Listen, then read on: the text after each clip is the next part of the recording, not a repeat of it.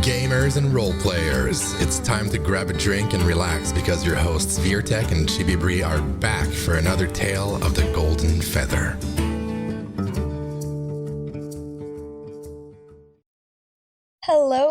Hello everybody, and welcome back to another episode of the Golden Feather. Today we are doing a double guest feature. We have both Pacha and Zii. Welcome. Thank you. Hi. And of course, my co-host and love, Virtek. Hi there. How's everybody doing today? Yes, how are you guys all doing? It's doing what? Great. When you said love, I thought you were going to mention me instead, so I'm kind of I'm sorry. I'm sorry. You got my ashes, love. You know. That counts. Does that count? Yeah. But yeah, so it's been what, about a week or so? I forget, since they released this video that I'll actually start playing over here. Boop. In which Steven took 4K game recording of Alpha1. So pretty excited. So Zii, were you a part of the Alpha1 testing? Yes, I was. And Pacha, you've only seen the video? I've only seen the video. I will be part of Alpha1 once they let me in near the end of the year. Okay, perfect. Okay, don't need to turn the knife. All right, well, let's see. First off, Pacha, hi, who are you? Where are you from? Hi. What are you doing here? Okay, whoa, so many questions. So hi everyone, my name is Pasha. You can find me on mixer.com/PachaTV, or you can find me on Twitter too. It's at TV Pacha, only because, you know, Pacha has been taken everywhere by some stranger that I'm still trying to find so I can sue them. It's just kidding. I'm not gonna sue them. So yeah, basically what I do, well, where I'm from Canada, so my main language is French, but I do think that I am okay at speaking English. I don't have that thick French accent, but basically what I do most of the time is that I stream every Sunday from noon to 3 or 4 p.m. EST. I'm pretty much a diversity streamer, but I mostly focus on games like Sea of Thieves and MMORPGs. I also do battle royales, but that's just because MMORPGs are basically dead right now while we wait for this beautiful game, Ashes of Creation. So I'm just getting bored, getting killed left and right in all battle royales. But that's basically what I do. I try to focus on MMORPGs, and that's my real passion, that and role play in those games. Nice. So you enjoy RP? Oh yeah, I'm an RP addict. Awesome. So I think that you're the third person that we've had on here that likes RP. Oh, seriously? I think so. Yeah, I forget who is a very. I think when we had the Golden Feather, we had the Golden Feather, the Party of 5 before we had somebody else. But it was kind of exciting because as soon as more like RP elements come out, we were trying to find like a list of people, be like, hey, come chat about your RP experiences and how this is like affecting you, kind of thing. So okay, cool. Yeah, I mean, role play is kind of like a scene where like I'm trying to bring a lot of attention to role play because it's a community that's kind of bullied by a lot of people in video games. You're often in the MMORPG, you're gonna see like people who are trying to roleplay and just have fun. It's like not roleplay that's inappropriate. It's it's like the core basis of what D&D and Pathfinder are. It's roleplay. Exactly. That's exactly it. And you're gonna see people who play MMORPGs who like the name of their character is like XX Reaper 69XX, and they're gonna come into their roleplay and like jump and just try to ruin it and yell at them and stuff like that. They're gonna harass them. So because it's kind of like a very quiet crowd, the role players, they try to keep to themselves, which I think it's sad. But what's more sad to me is the fact that they get bullied a lot by those players. So that's why like in my streams and in MMOs in general, I also have a roleplay community on Discord. I try to like really bring a light to that scene and kind of like give them a safe space whenever I can. Yeah, and that's really awesome. So for those of you that are quiet role players, Pacha's got a safe space for you. Hell yeah. And of course we have our other guest, Zii, who we've had on a few times. I dare say one of the community's favorite moderators. Yay! I think so. Definitely a frequent flyer around here. Yes, she has a frequent flyer card with us. she's What do I more get? than regular. Do I get anything free? The new emotes. At least 1 million miles, and then we can start talking. Okay. Yeah, Right, you're right. gonna get the new emotes expansion for free, so you don't worry about it. Yeah, there you go. It's covered. First view of the next haircut DLC. Yeah, which says our appreciation, Zii. So, Zia has been an artist, part of our community with Clay, and is recently, within the last year, become a moderator and part of the Ashes of Creation community. And she was a part of also the Alpha1 that we were able to be a part of as far as PI goes. So, we want to hear from Pacha in terms of his reaction to what you see on the screen, which is the Alpha1 preview gameplay that was recorded and not cut or edited at all, and Zii's perspective from playing it as well. I just have Giga in the van. So yeah, I can start with my opinion of what I've seen. I've talked about it quite a few times in the past in different places, but I feel like the video that they gave us, what I appreciate the most about it is the fact that they gave us something. They gave us footage from the game, something that Ashes of Creation has been kind of like taking flack for a while in 2019, is not sharing anything. And Steven said it himself, he kind of like wanted to like step away from transparency for a while, because there was a lot of community like kind of like insults and people really mad about the development of the game, saying that it wasn't going fast enough, and they were getting a lot of flack about it.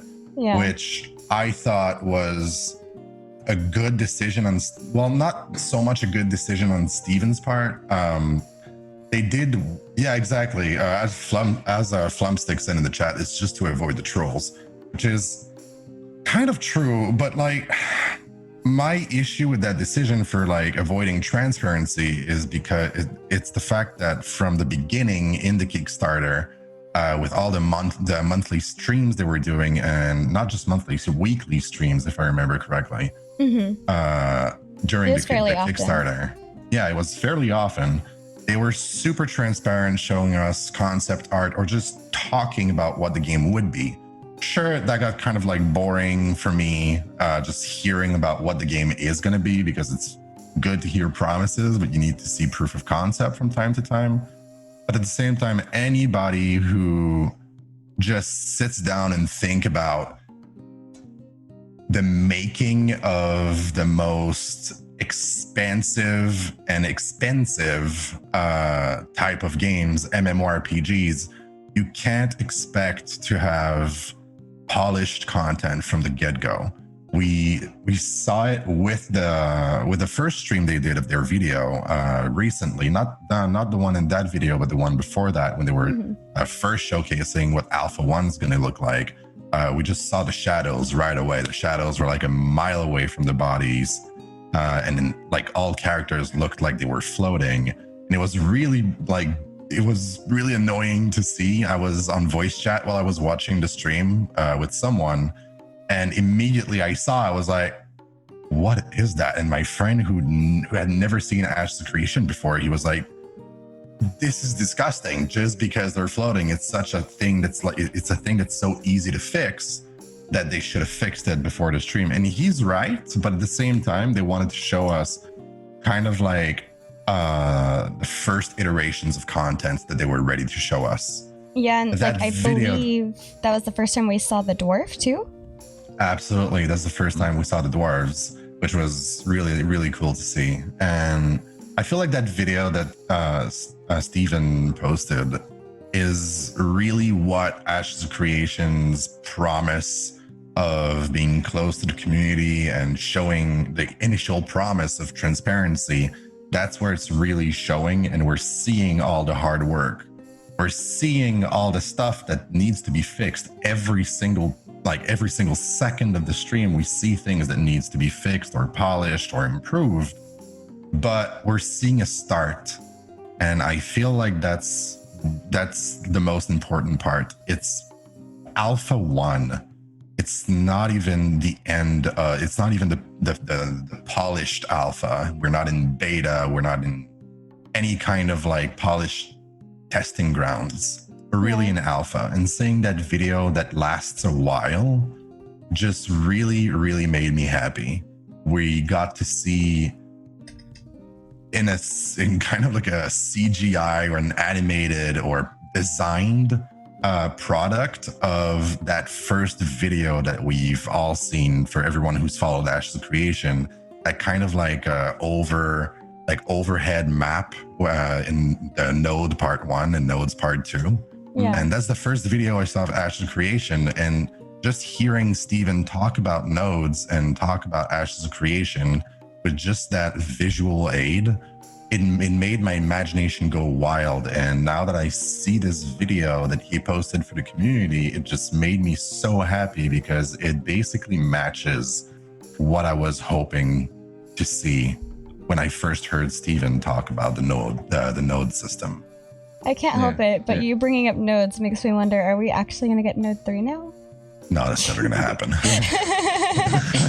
That's such a legendary meme at this point. They have to leave it going for at least another, like, till the end of this year. So many excuses. We're like at a panel. Oh, we got people working on it at the office. We're going to get it soon. A year later, nothing. Right. Like, they're going to put out the next thing they send out with nodes is going to be nodes 4. They're going to skip over nodes 3. Like, it's such a legendary Nodes 3 is the release of the MMO, basically. But yeah, like the one thing you mentioned, like they keep releasing these little snippets of video and whatnot where we see the things that need fixed. And the good thing about being even the little bit forward with all of that information that they are, is that we also see that the things that needed fixed in the last video are usually fixed by the next video. Yeah, like most of them are usually fixed and they're moving on. Yeah, like the shadows, they're floating or whatever.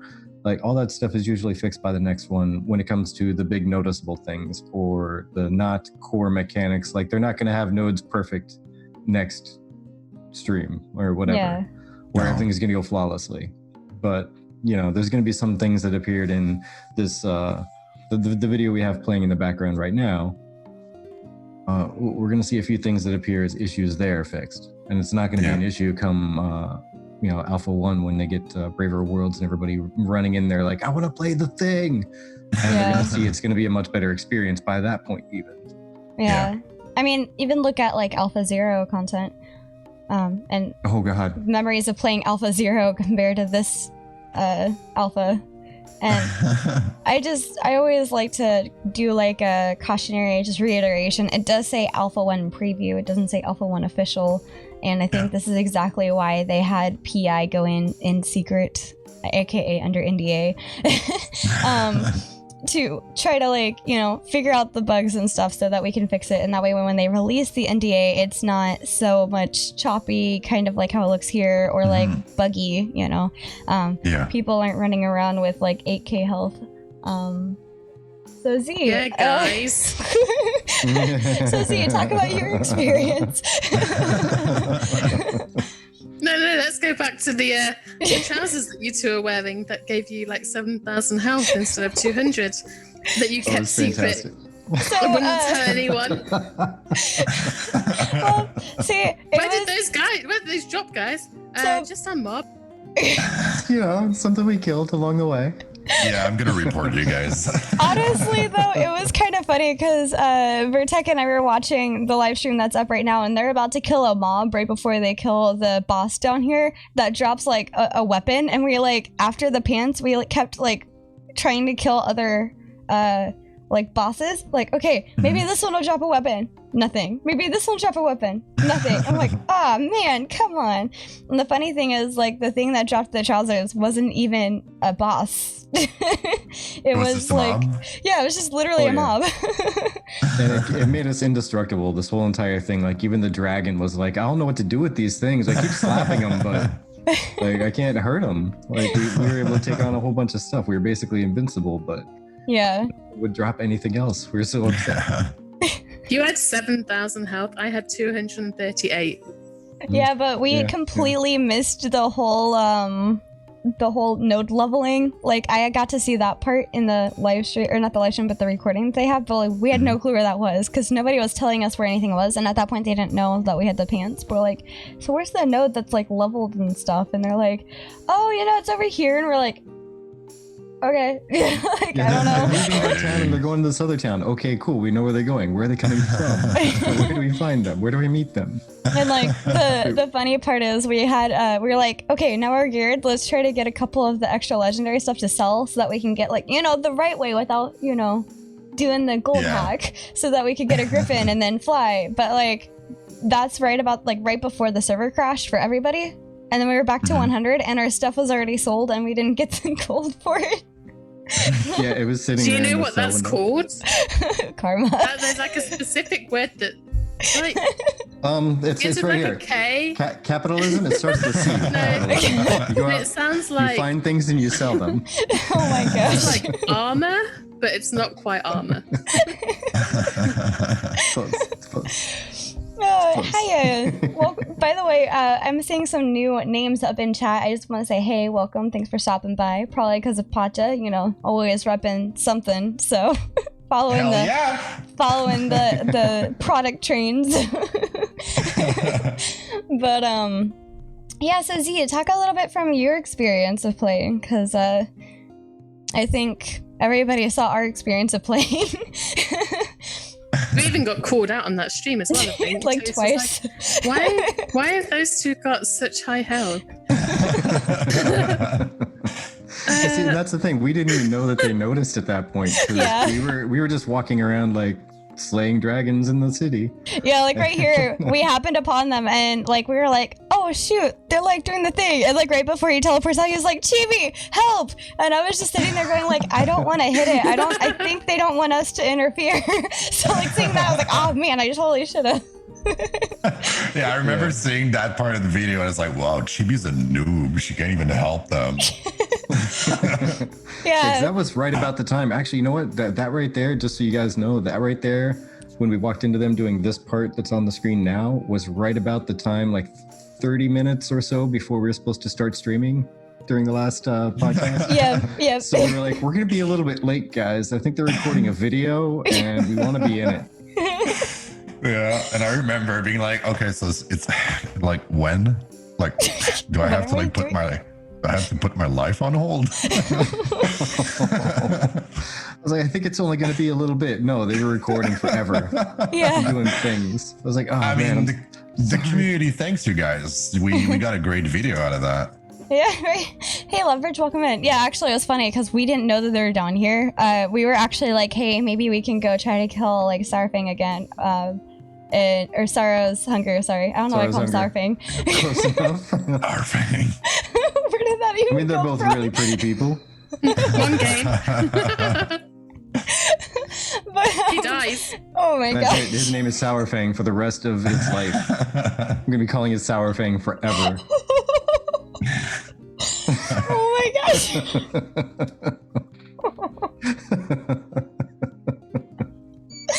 Oh my god. I think we broke a chibi. Technical difficulties, chat. Oh No my worries. When we were trying to talk to other people, they had seen them like much further north or something, so we had no clue where World of War creation.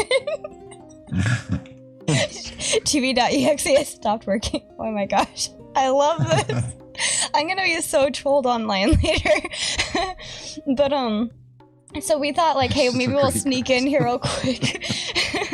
and kill something real quick and see if maybe it drops like a weapon or something, and maybe you could try to sell it, and like, hey, look, they're actually down here in the dungeon. We totally accidentally happened upon them. Like, we thought they were far north or something where the mushrooms were. So yes. But anyway, Zii, your experience. Yeah. So I got into the game, and there was Toast and Maggie on either side of the portal, and then I spent like 25 minutes just looking at the runes that were on the floor outside the portal room. Yes. Were you able to decipher them? Yeah, some of it says what it originally said, okay, but the cool. other there was a blue part that was in a different language, so I couldn't tell. And then I didn't play with anyone. I just played on my own and I played a cleric. I was on my pod. We could have combined you. Yeah, but you cheated. I don't play with cheaters. we could have introduced you to the pants vendor. No. Cheaters and their friends get banned. Zii didn't want to get banned. Exactly. What kind of person would I be to play with a cheater? Oh my gosh. So yeah, I just explored. I harvested. At some point, I made it to the node, and then I just chilled out. And I actually spent most of my time looking at the environment. It's very pretty. It was good fun. Yeah, like I love the reaction on the blue parts on the what do you call it? I don't know. The thing that they're cheating by flying over that we couldn't get past. Oh yeah. We kept trying to figure out how to get that thing to move because we wanted to the other side of it. Yeah. Oh, I didn't even see this. Yeah, I think it's going to be something where you have to follow a quest line, and when you beat Sorrow's Hunger, that thing probably you deactivate it and it moves out of the way or something. Yeah. Yeah. Isn't that a thing that a mage can fix? Maybe. In theory, yeah, because I know mages are supposed to be able to do certain things in dungeons, like reveal hidden passages and stuff. Yeah, exactly. I know that they dismounted the cleric's ability to get rid of the bad stuff getting down in there. So the gas. The toxic fog, toxic gas stuff. So maybe they dismounted the other ones as well, which actually that was one thing that I was looking forward to the most. Mustard gas. That was the one thing I was looking forward to the most was looking at how the cleric and the class utility skills worked, because I was like, oh, it'd be so cool to be a ranger and then find like the hidden footprints thing. Like they showed back in like one of the PAX videos. Oh man, I was so jealous. I really wanted to go to PAX to like be right there and see one of their videos or like be a part of like the guided tour. Oh man, I miss those days. So much hype on the game. Well, do you guys think they're gonna be there? They might be coming to like PAX maybe in 2021. I hope so. Like when things start again, or are they gonna be in like the crunch time, trying to push the MMO as fast as possible or as much as possible? I would think they'd go to PAX. Yeah. I have a feeling like if. From my individual perspective anyway, I have a feeling that this year is going to be their crunch time. Yeah. And then once they really start showing products that people would get more widely excited about, then they're going to go into like normal mode at that point. I think right now they're trying to catch up from, technical difficulties and going back and revamping things and getting kind of back on track, so to say. Yeah. That's my opinion. Playing catch up, basically. Yeah, they're going to go into crunch time now to catch back up to where they would like to be, and then they'll start doing normal stuff like going over to the conventions and stuff like that. And really work on the marketing aspect of the game. Yeah, exactly. And I think now that they've increased the number of people that they have working for them, like they have Maggie and Toast who could probably go as community relations to PAX and stuff, and hey, paid vacation, go to PAX, rep our game, please. God, when are they gonna hire me? I want that job. I was like, hey, to go if to you're PAX. looking for a cosplayer, I'd happily cosplay like your mage or something. One thing I did notice when I played though, that map, that area that we played in was massive. Like when the node popped up, I'd respawned at the respawn point, and it took me so long to trek across the countryside. Yeah, I actually wanted to ask you guys about this because, like, you were talking about it earlier, how like you didn't know where they were for the video, and you spent like so long to try and like find them and stuff. So I was wondering, like, how. Let's put it in. Let's do a comparison. World of Warcraft. I don't know if you guys played WoW when it came out. Yes. Yeah. Kind of. Yeah. How massive did the game feel when it came out? It felt huge. Yeah. I'd say it kind of felt huge, and the only reason why I'm saying kind of is because you're limited to zones by zones within World of Warcraft, where like this zone is the only zone you can be in because this is the only zone where like there's, well, you have your starting quest and all that stuff, so you're kind of like kept there more. But like within, but like the Barrens for Horde side, the Barrens felt like a true desert in a way. Like it felt absolutely gigantic, huge. And I was wondering, like, that zone for Alpha1, does it feel massive? In fact, it takes a long time to even fly across the map. Yeah, it feels like, even if you could fly and all that, it really feels like maybe 3 or 4 of WoW zones. Like 3 or 4 of like the average WoW zone. If I had to estimate from memory, you would probably, if you were on a flying mount, which, you know, of course people aren't going to normally have. Right. But for testing purposes, I guess it's in there for people to, you know, make sure it all works correctly. But from one corner to the other, it would probably take a good 10 to 12 minutes of flying. Does that sound about right? Like maybe a 10-minute flight? No, maybe not 10. Maybe like 6 minutes of flying. Yeah. I didn't try flying, to be fair. But 6 minutes of flying, you could cover half of one of the continents in WoW. Yeah. Flying. It was bigger than I expected it to be, definitely. I think that was the number one. WoW, as soon as you could fly, you could do the entire map, and it didn't feel as big. Ooh. Thank you so much, Woodchip. I appreciate the love. Yes, thank you, as always. Thank you, yes. Woodchip is such a trooper. Yeah. He is. Where he goes, he's hooking people up and helping out. Like, he's a good boy. Who's your good boy? Excuse me.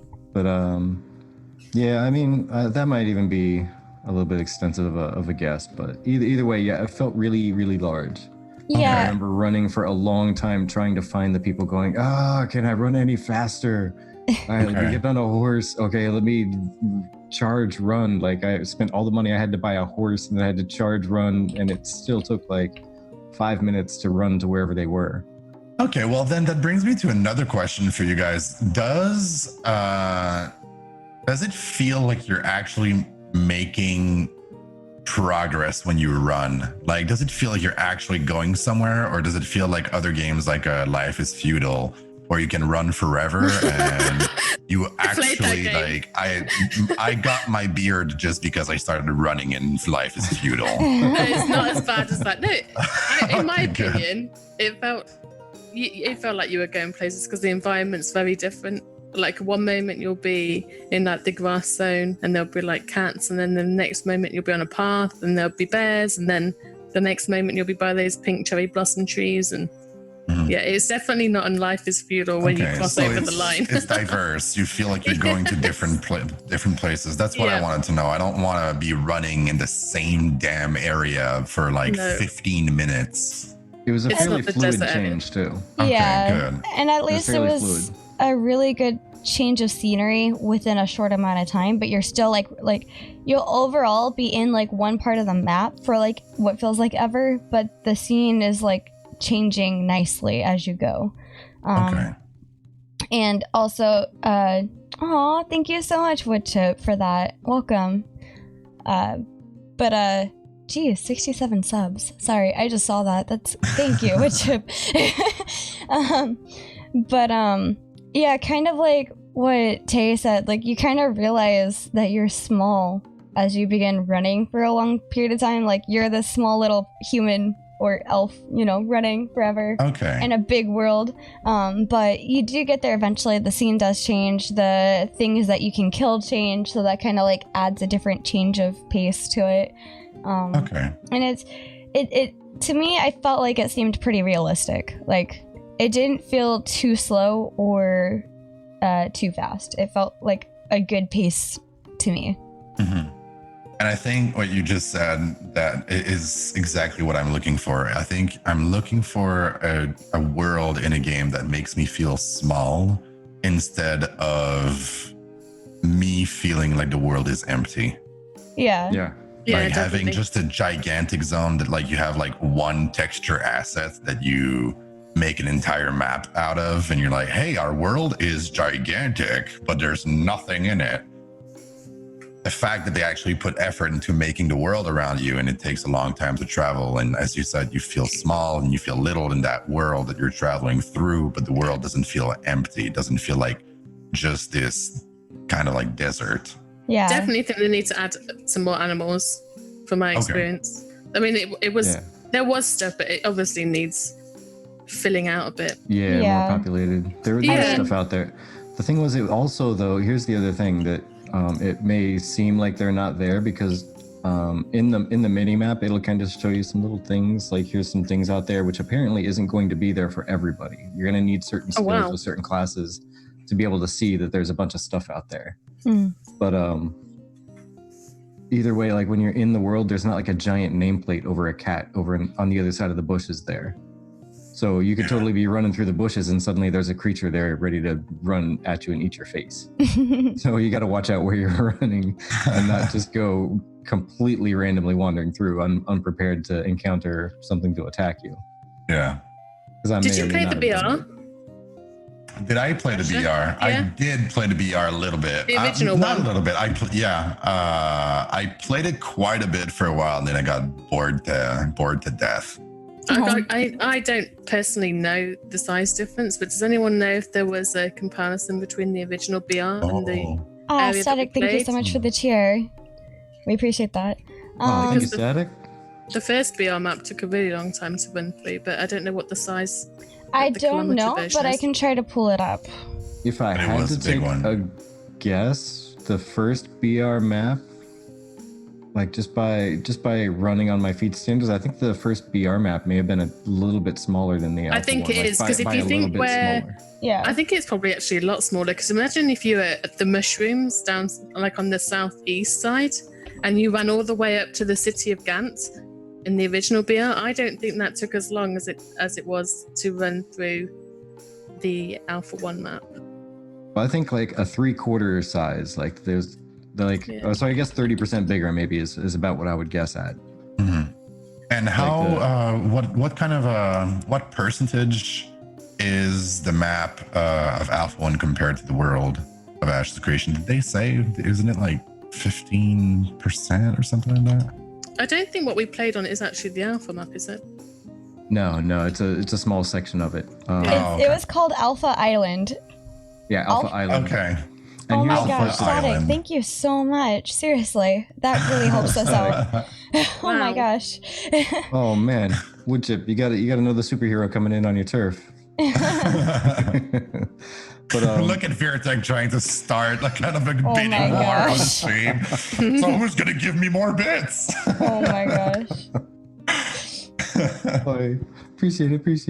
But I don't know what you're talking about. Okay, the map size for the BR was 6.25 kilometer squared. For the BR, okay. For the BR. Mm-hmm. I'm for one testers. Yeah, I'm grabbing that right now. And 120 kilometers squared is about what they're expecting the Alpha 1 map to be. But again, this is like the Alpha Island. Yeah. This is just a snippet. And Alpha 1 is supposed to be like a quarter of the world map, I think. Okay, here you go. So I found on the wiki anyway, it's saying that Alpha 0 map was 4 kilometer by 4 kilometer. Battle Royale map was 2.5 by 2.5. Thank you roughly so we're much, looking at 16 kilometers versus 6.25 on the BR map. Okay. Yeah, I'm trying to see where they say. Goodness, thank you so much, Static. I'm trying to see if they actually mention like specifically the one that we're playing with right now. Yeah, I'm looking. Because I remember them talking about it, like now that you mentioned it, I remember that they talked about the current setup being kind of like a small island. Yeah, it's called Alpha Island, but it seems really large. Yeah, I'm not seeing any square footage for it. Oh wait, I found it. 120 kilometers squared for Alpha 1. For Alpha 1, yeah, okay. But yeah, this Alpha Island is going to be... Versus 6.25. So yeah, it's, I think they said that the Alpha 0 and Alpha are the pre-Alpha 1, like what we're playing with right now, the Alpha Island is going to be the same map, right? Like the same section of land.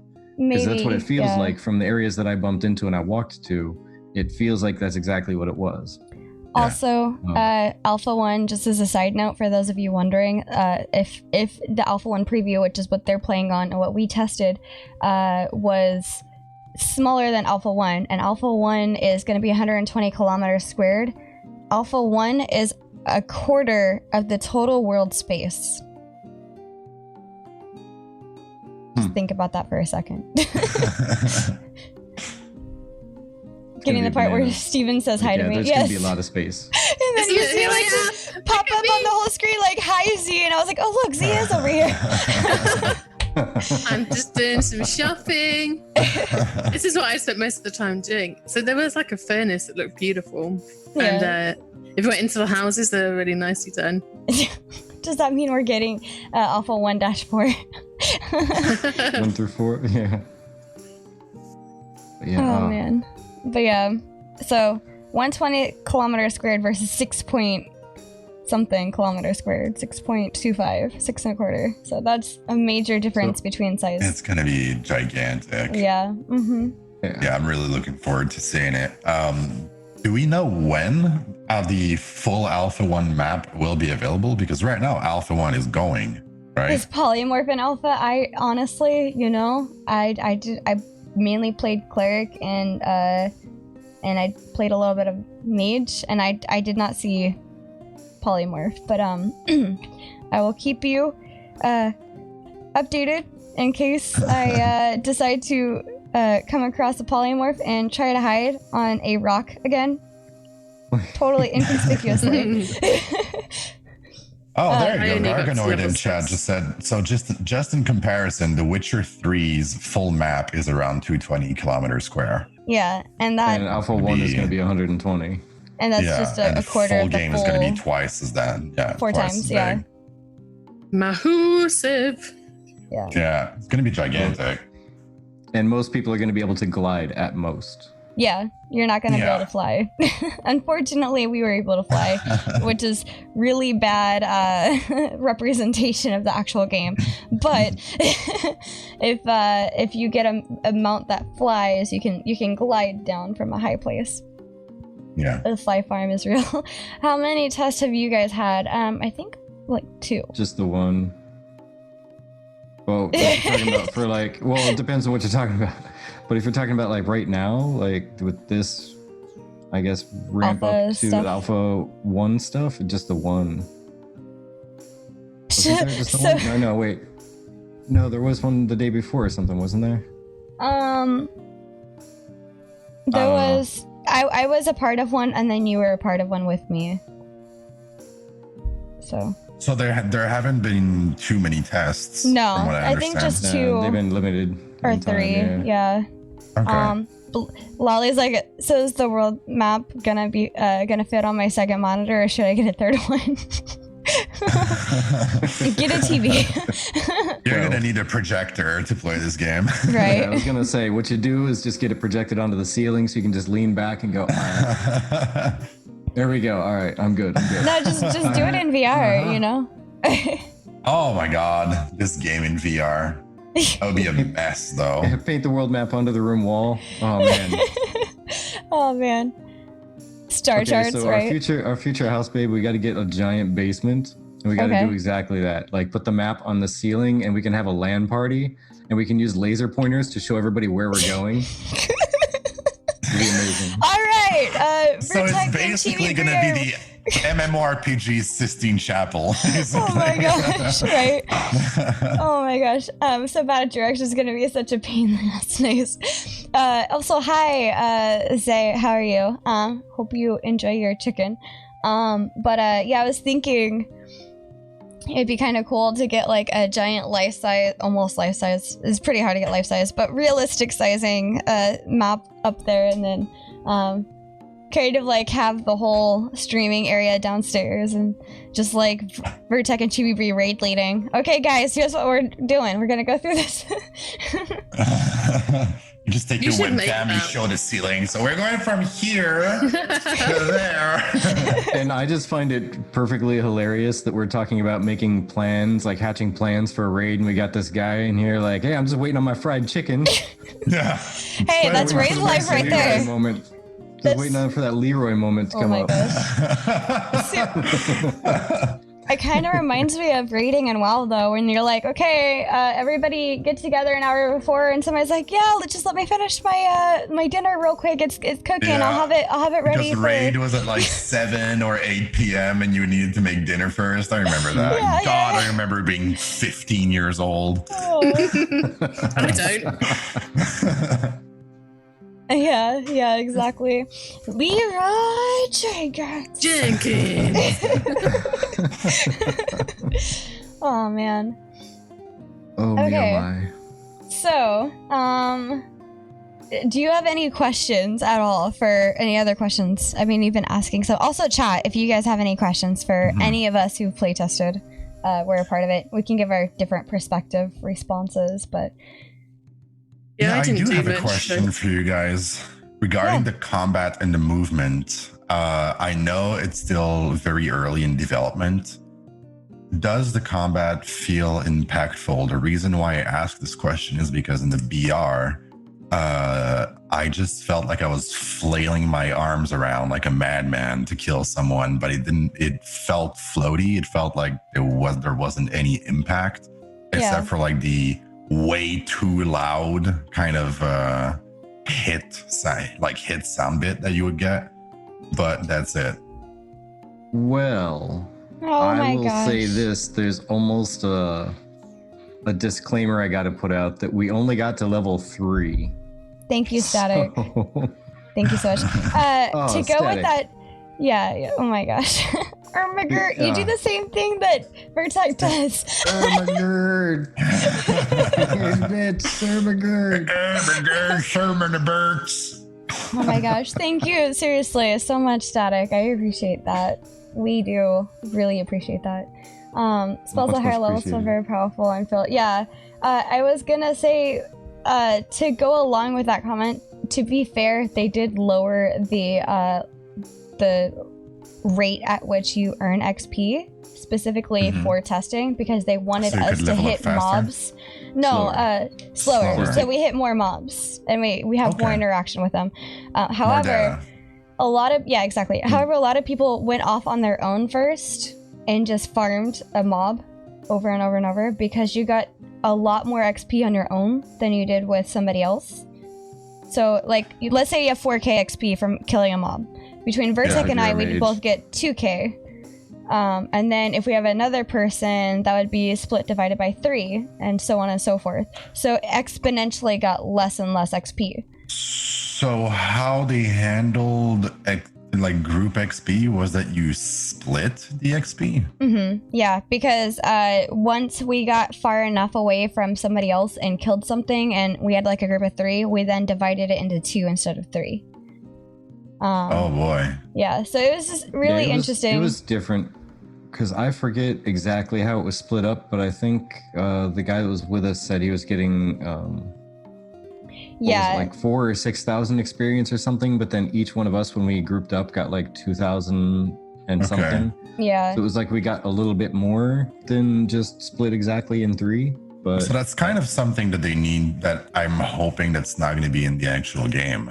That they're gonna remove. I hope like there was feedback given for that, because an MMO is supposed to be like a super social game, and it's like, hey, you're gonna level up like 3 times as fast if you ignore everyone. Yeah, and that's kind of, I think, the direction that Garganoid was talking about. But as Tay just touched on, for testing, the change was made so that we don't like group up and zerg things down for power leveling.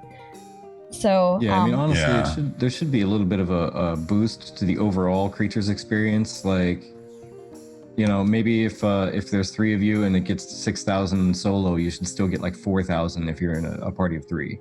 Yeah. Like less than the exact same experience given to everybody, but yeah, at the same time, like not enough to where you just split it exactly in 3, because then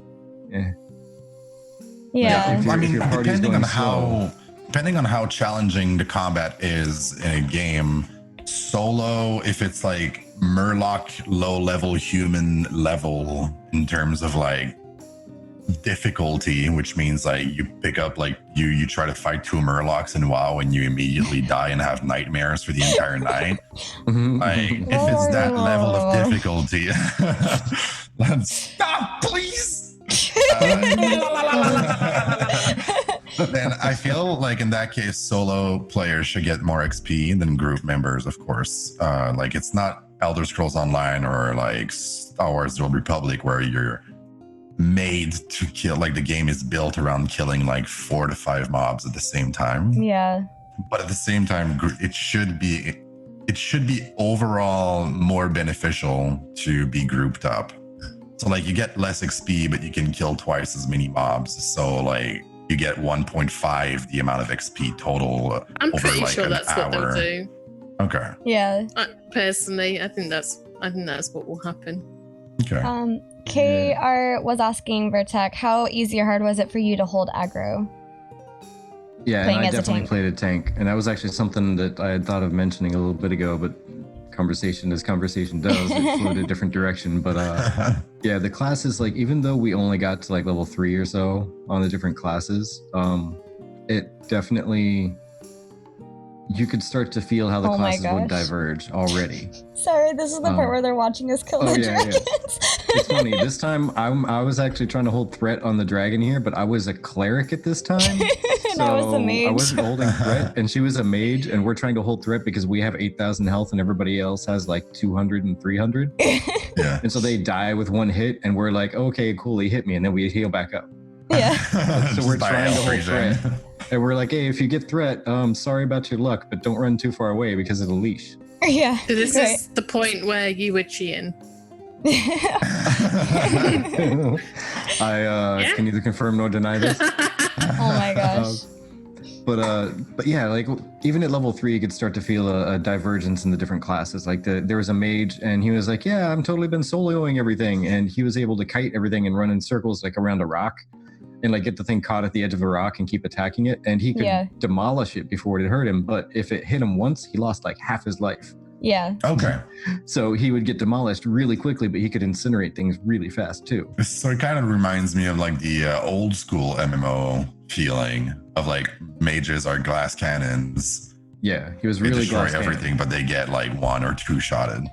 Yeah, they're gonna get destroyed. I As will a say, tank, I didn't get high enough where I could taunt something. I didn't have an actual taunt. Yeah.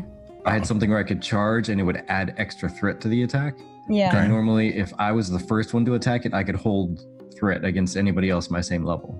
No Yeah. worries. Okay, so you're basically building threat level. So it's not really like Elder Scrolls Online where it's just purely taunt. Yeah, there was again, I was only level 3 though. This only went up to level 10 No, as of a full course. test. But as of level 3, there was no actual taunt. There were two different skills. Both of them added threat to the attacks. Like they added increased threat. One of them was a dot, and the other one was a charge. And the charge was really fun.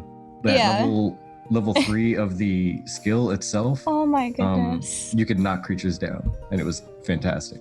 Yeah. I mean, I'm just going to stop real quick just to say static. What the hell, dude? Static. Oh my god. That's so generous, man. Oh, Yeah. geez. Yeah, from what I've been hearing from you 3 is that Ashes of Creation kind of like reminds me a lot of old school MMOs being remastered into a new MMO. Sorry. Yeah, like all the. Once I am your, once I am your overlord, I will start the construction of an army, was what I just saw popped up across the screen from Steven. Oh yeah. So and by the way, how do you pronounce this? Is that Chris? KR7Z? We're like trying to either figure way. out your name, seriously. Yeah. Crits? Chris, maybe. You never saw a charge, Chris. did you, Chris? Okay, cool, Chris. Did you actually play in the test there, or no? Because if you didn't, you'd have to keep a close eye on this video, because I think at 1 or 2 times you get to see GM Alex does a charge. Yeah. And it's like a 10 or 15 yard dash really quick into the enemy. Oh But if you level it up enough, then yeah, it knocks them on their butt. And I loved doing that, because if I didn't get in there quick enough before the mage toasted somebody, I had to charge it and knock it on its butt so I could grab threat and smash him in the face a few times. Yeah, I will say from a mage point of view, the reason why we were trying really, really hard to find a different weapon is because after a while, like pew pew pew pew pew pew with the wand, I'm just like, compared to my health, like the health is like super high, but I don't feel like with the health that I had that I was really doing the damage that would have been equivalent for it. Excuse me. My contributions are in part of tech and TV. Oh, thank you. But I would say I really wish I'd gotten my hands on a better weapon, because that would have felt a lot more like nice. But the problem I see with this is you don't really get access to any decent gear until I think 2nd or 3rd stage of the node, and you build the armory like they're about to do when they're doing the RP walk up to the armory and everybody else is following. Yeah, and you got to go in and buy stuff. Apparently for right now, like nobody had items because they didn't put any items in really. Okay. They didn't really build out loot tables.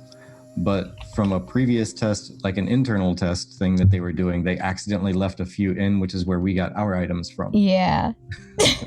They accidentally left a few in from an internal test, and that's why they were like, "Wait, what did they do? Wait a minute."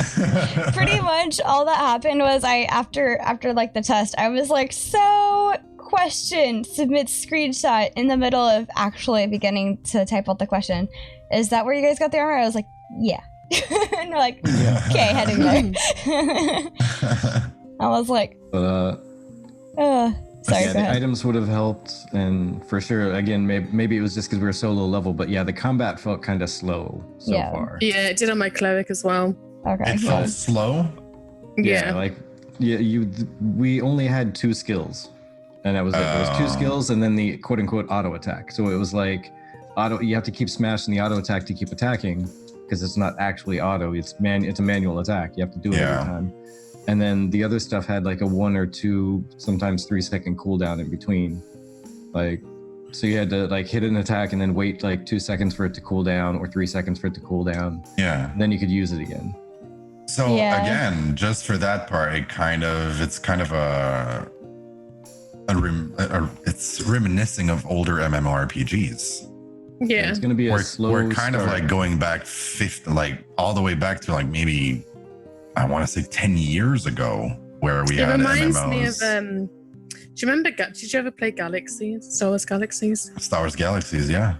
Yeah. Do you remember the grind in that to start with, where everything took a really long time? Yeah, it felt a bit like that. Like on my cleric, it took a long time for me to kill stuff on my own. Oh, geez. I played on my own, like the entire test, apart from a couple of people inviting me. Yeah, but WoW kind of felt that way too at low level. Like you had your auto attack that was hella slow, and then you had like your 1 or 2 abilities that like 15-second cooldown and stuff like that, and it was really slow. Yeah. Which isn't necessarily a bad thing, because it evolves as you level up, and eventually if it's World of Warcraft, you got like your entire screen is full of skills and you don't know what to do, and you have a stroke before you know what to do. I have a monitor like that big and like that much of skills. I see the game being played around. Yeah, and I remember like in vanilla WoW, there was like this guy that was a pro PvPer, and he was like super popular at the time because of his YouTube videos, and he was like, he had a macro, because you could do macros in WoW, and like he had a macro that would like activate X amount, like X skill and X skill and X skill, and you saw like in his UI the skill, it was just like that macro icon that was flashing all the time because it's spam in it. Yeah, I didn't see a macro section because Chris was asking. Okay, but it's a good idea, I think. Honestly, that's one of the feedbacks we had for the game. Please let us remove Q and put it anywhere else but on a Q.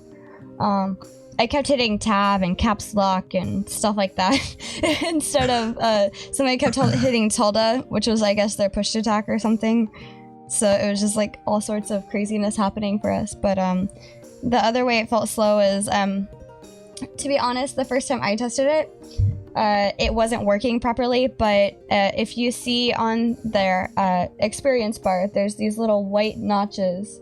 I think there's 3 of them in total, so it's like 4 sections. Every one of those notch, you're supposed to get a point towards your next skill. So that one wasn't working in the first test I did. It was working in the second test I did, so they were able to fix it.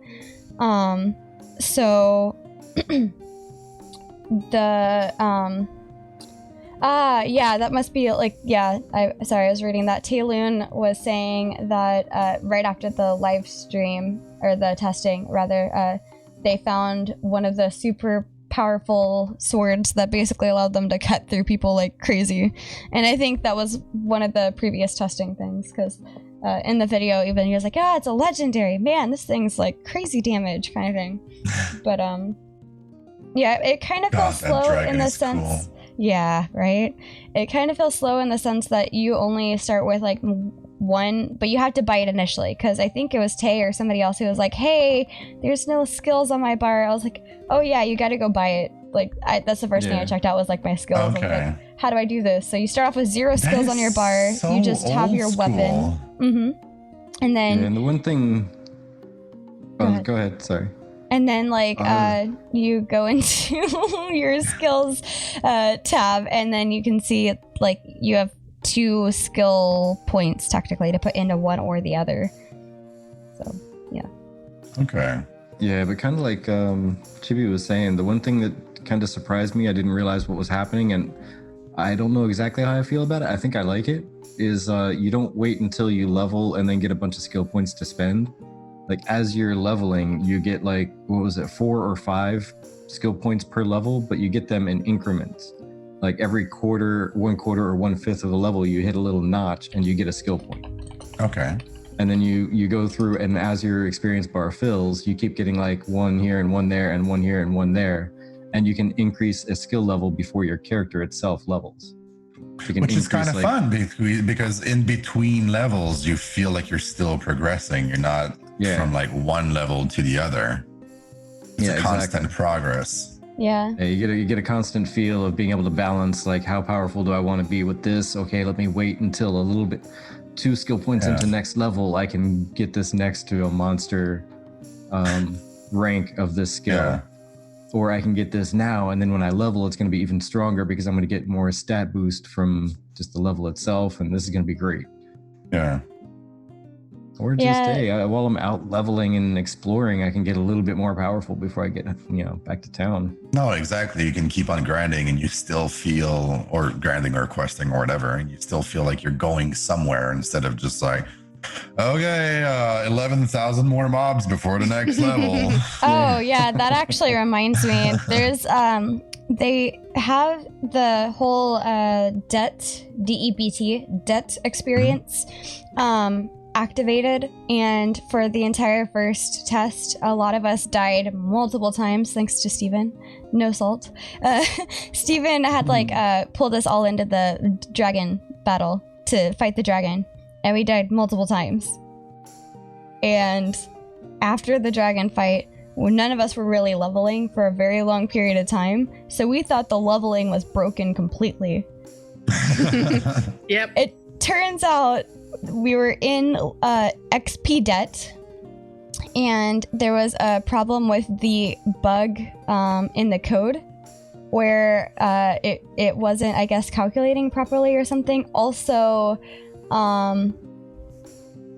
there was another problem where it wasn't showing you how much XP debt you had. So you were just like sitting there killing things, not getting any experience, seeing your bar not moving at all, and just going, I think it's broken. I don't know what's happening. They ended up, I think that's what the... Go ahead. I was just gonna say, I think that's what the error was. The issue was, is that the issue was that it wasn't showing people how far in debt they were. Okay. So you just thought you weren't leveling, but in fact, you were actually catching up to where your debt was, since you died 17 times to the dragon. Yeah, pretty much. It was a lot of debt. Yeah, it was just crazy. But that and the other thing to consider is it feels slow because you getting more skills is based upon you leveling more often. So I think the fact that they lowered the rate at which we leveled and gained XP meant that we were not getting new skills very often. So let's say after 4 hours of playing, or even 7 hours, I think one of the day was 7 hours of streaming. Not streaming, but the server being up. So after 7 hours, we're still level 3 versus being like level 5 or 6 and having more abilities in our toolkit, you know? Yeah. Yeah, we were just having too much fun, just experimenting and running around and being crazy, because we were trying to follow quests and whatnot for a while, and then we bumped into one that was kind of impossible to finish just because of the way they cordoned things off for that small test. The way they cut things off, like it'll probably be just fine for actual Alpha1 beginning, but for the portion that we were testing at the time, they kind of cut it off. But yeah, we hit that and we were like, okay, so let's just look around. And we explored around and we were trying to go in every dungeon we could find. And we walked into one and found those pants and we're like, all right, game on. Let's find all the things and let's just run past all the mobs, because that gas at the beginning of those Underrealm areas would kill you because you have 200 health, right? Yeah. But it's ticking at 50. Really. Yeah. It takes 50 health every single tick, and it's like tick, tick, tick. You take 7 steps and you fall over dead. Yeah. And, I was actually trying, before we got the pants, I was trying to roll through it. Like, maybe if I get on the other side, I can heal myself real quick. No. Yeah, maybe if you run fast enough. Yeah, no, not at all. But that was the funny thing. In the middle of it that started attacking you too. Yeah, that's true. That was the funny thing that had us happen across the pants in the first place. It was during the second testing, and Vertec and I went to show, I think, Sim. Like, oh yeah, we found this really pretty thing over here. And it was back before, because I think during the first test, they like auto-leveled a couple of the nodes real quick for us, like right off the bat almost. But in the second test, they didn't do that. So we were showing Sim like, oh, look at this pretty area over here. You know, like there's like a waterfall, and then, oh, look, there's a boulder in front of the entrance. We can't go in. And like fast forward to later when we're playing with Shiny, and we're trying to show Shiny the same place. And then when we get there, we're like, oh, look, the boulder's gone. Let's go inside. And then I was, because he also had missed the previous test. So like we go in and I was like, oh yeah, just don't go down these stairs, because on the first test with Kindaloo, we were going down these stairs and we completely fell through the map, and I don't think any of us have a flying mount, so it's just better to stay away from it, because that's the only way you can get out without like doing Control T, which is like the teleport for like I'm stuck. And it just basically takes you right back to the beginning. For like testing purposes. Yeah. And so we were like, okay, well, we can't go that way. Well, let's explore this other direction. And that's when we happened upon the mobs, just because we were like, I didn't go this way last time because we fell through the world and we were too caught up in, hey, what's under the map? Yeah, but that was the really cool thing, is even at this stage in the game, they already have it worked out to where things in the world are reacting to the leveling of a node. Mm-hmm. Because the cave that we were talking about, where that had a boulder and then didn't, was well outside of like the town limits. Like it was not near the town walls or anything like that. Okay, so it was the actual world. Yeah, it was like, reacting. It was probably in running distance. It was like, since you're talking in WoW terms, it was probably like running from one side of Stormwind to the other. It was almost from one end to the other. If anything, from the cathedral to leaving town. Yeah. It's like not like leaving through the big main gate in the front. Like it took you a good like 30 seconds of solid running, like at least, to get out. Okay.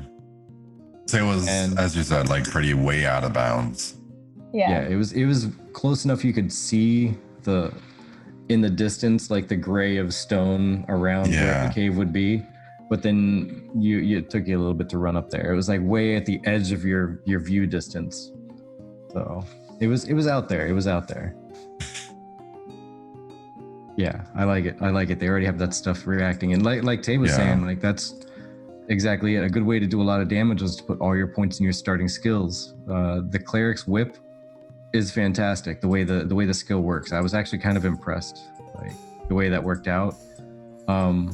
When you attacked somebody with it, it gave them like, if I recall, there was a dot on it. I do know what it did do is anybody close to the enemy when you did that got ticks of replenished mana. Like mana would replenish to whoever is really close to it. So mage, stay around in melee-ish area and let a cleric, snap somebody with a whip and you'll start getting your mana back. So you don't get stuck without a spell to cast. It was the AoE as well, wasn't it? Like it whipped through 2 mobs at least. So if you had like 5 mobs stacked up, you could whip them all. Oh my gosh. Whip it good. That's funny. The whip marks make the difference. Nice day. Yes.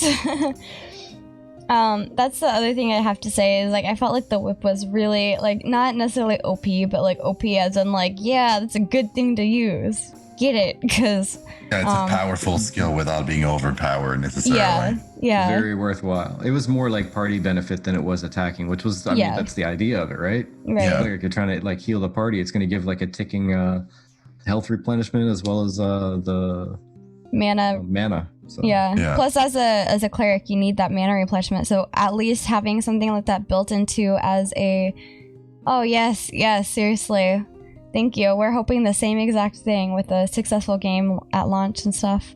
So if you're interested in the game, please definitely consider sticking with us through it or Pacha with Sims. What's it called? No. Ashes Pathfinder. Oh man. They had I think you probably got confused with the other one, the looking for more. I almost said Simcast. Yeah, that's right. But they also have a looking for more if you're just into MMO RPG game stuff in general, where they talk about that stuff, The Sims has a lot of stuff going. Yes, a lot. Between him and BCG, I don't know who has more side projects. Right. I'm looking over there at the looking for more. Like, oh man, I'd love to be a part of that, but like, we don't even get to like edit all our podcasts that much.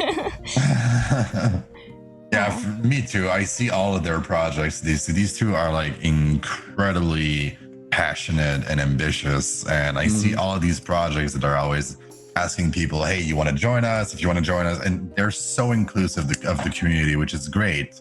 Because unfortunately, a lot of content creators just out there in general are very, very picky and kind of elitist in a way. They want their stuff to be the shiniest and exactly. And whenever they invite guests on their things, like these other content creators, they want to be the star of the show all the time, man.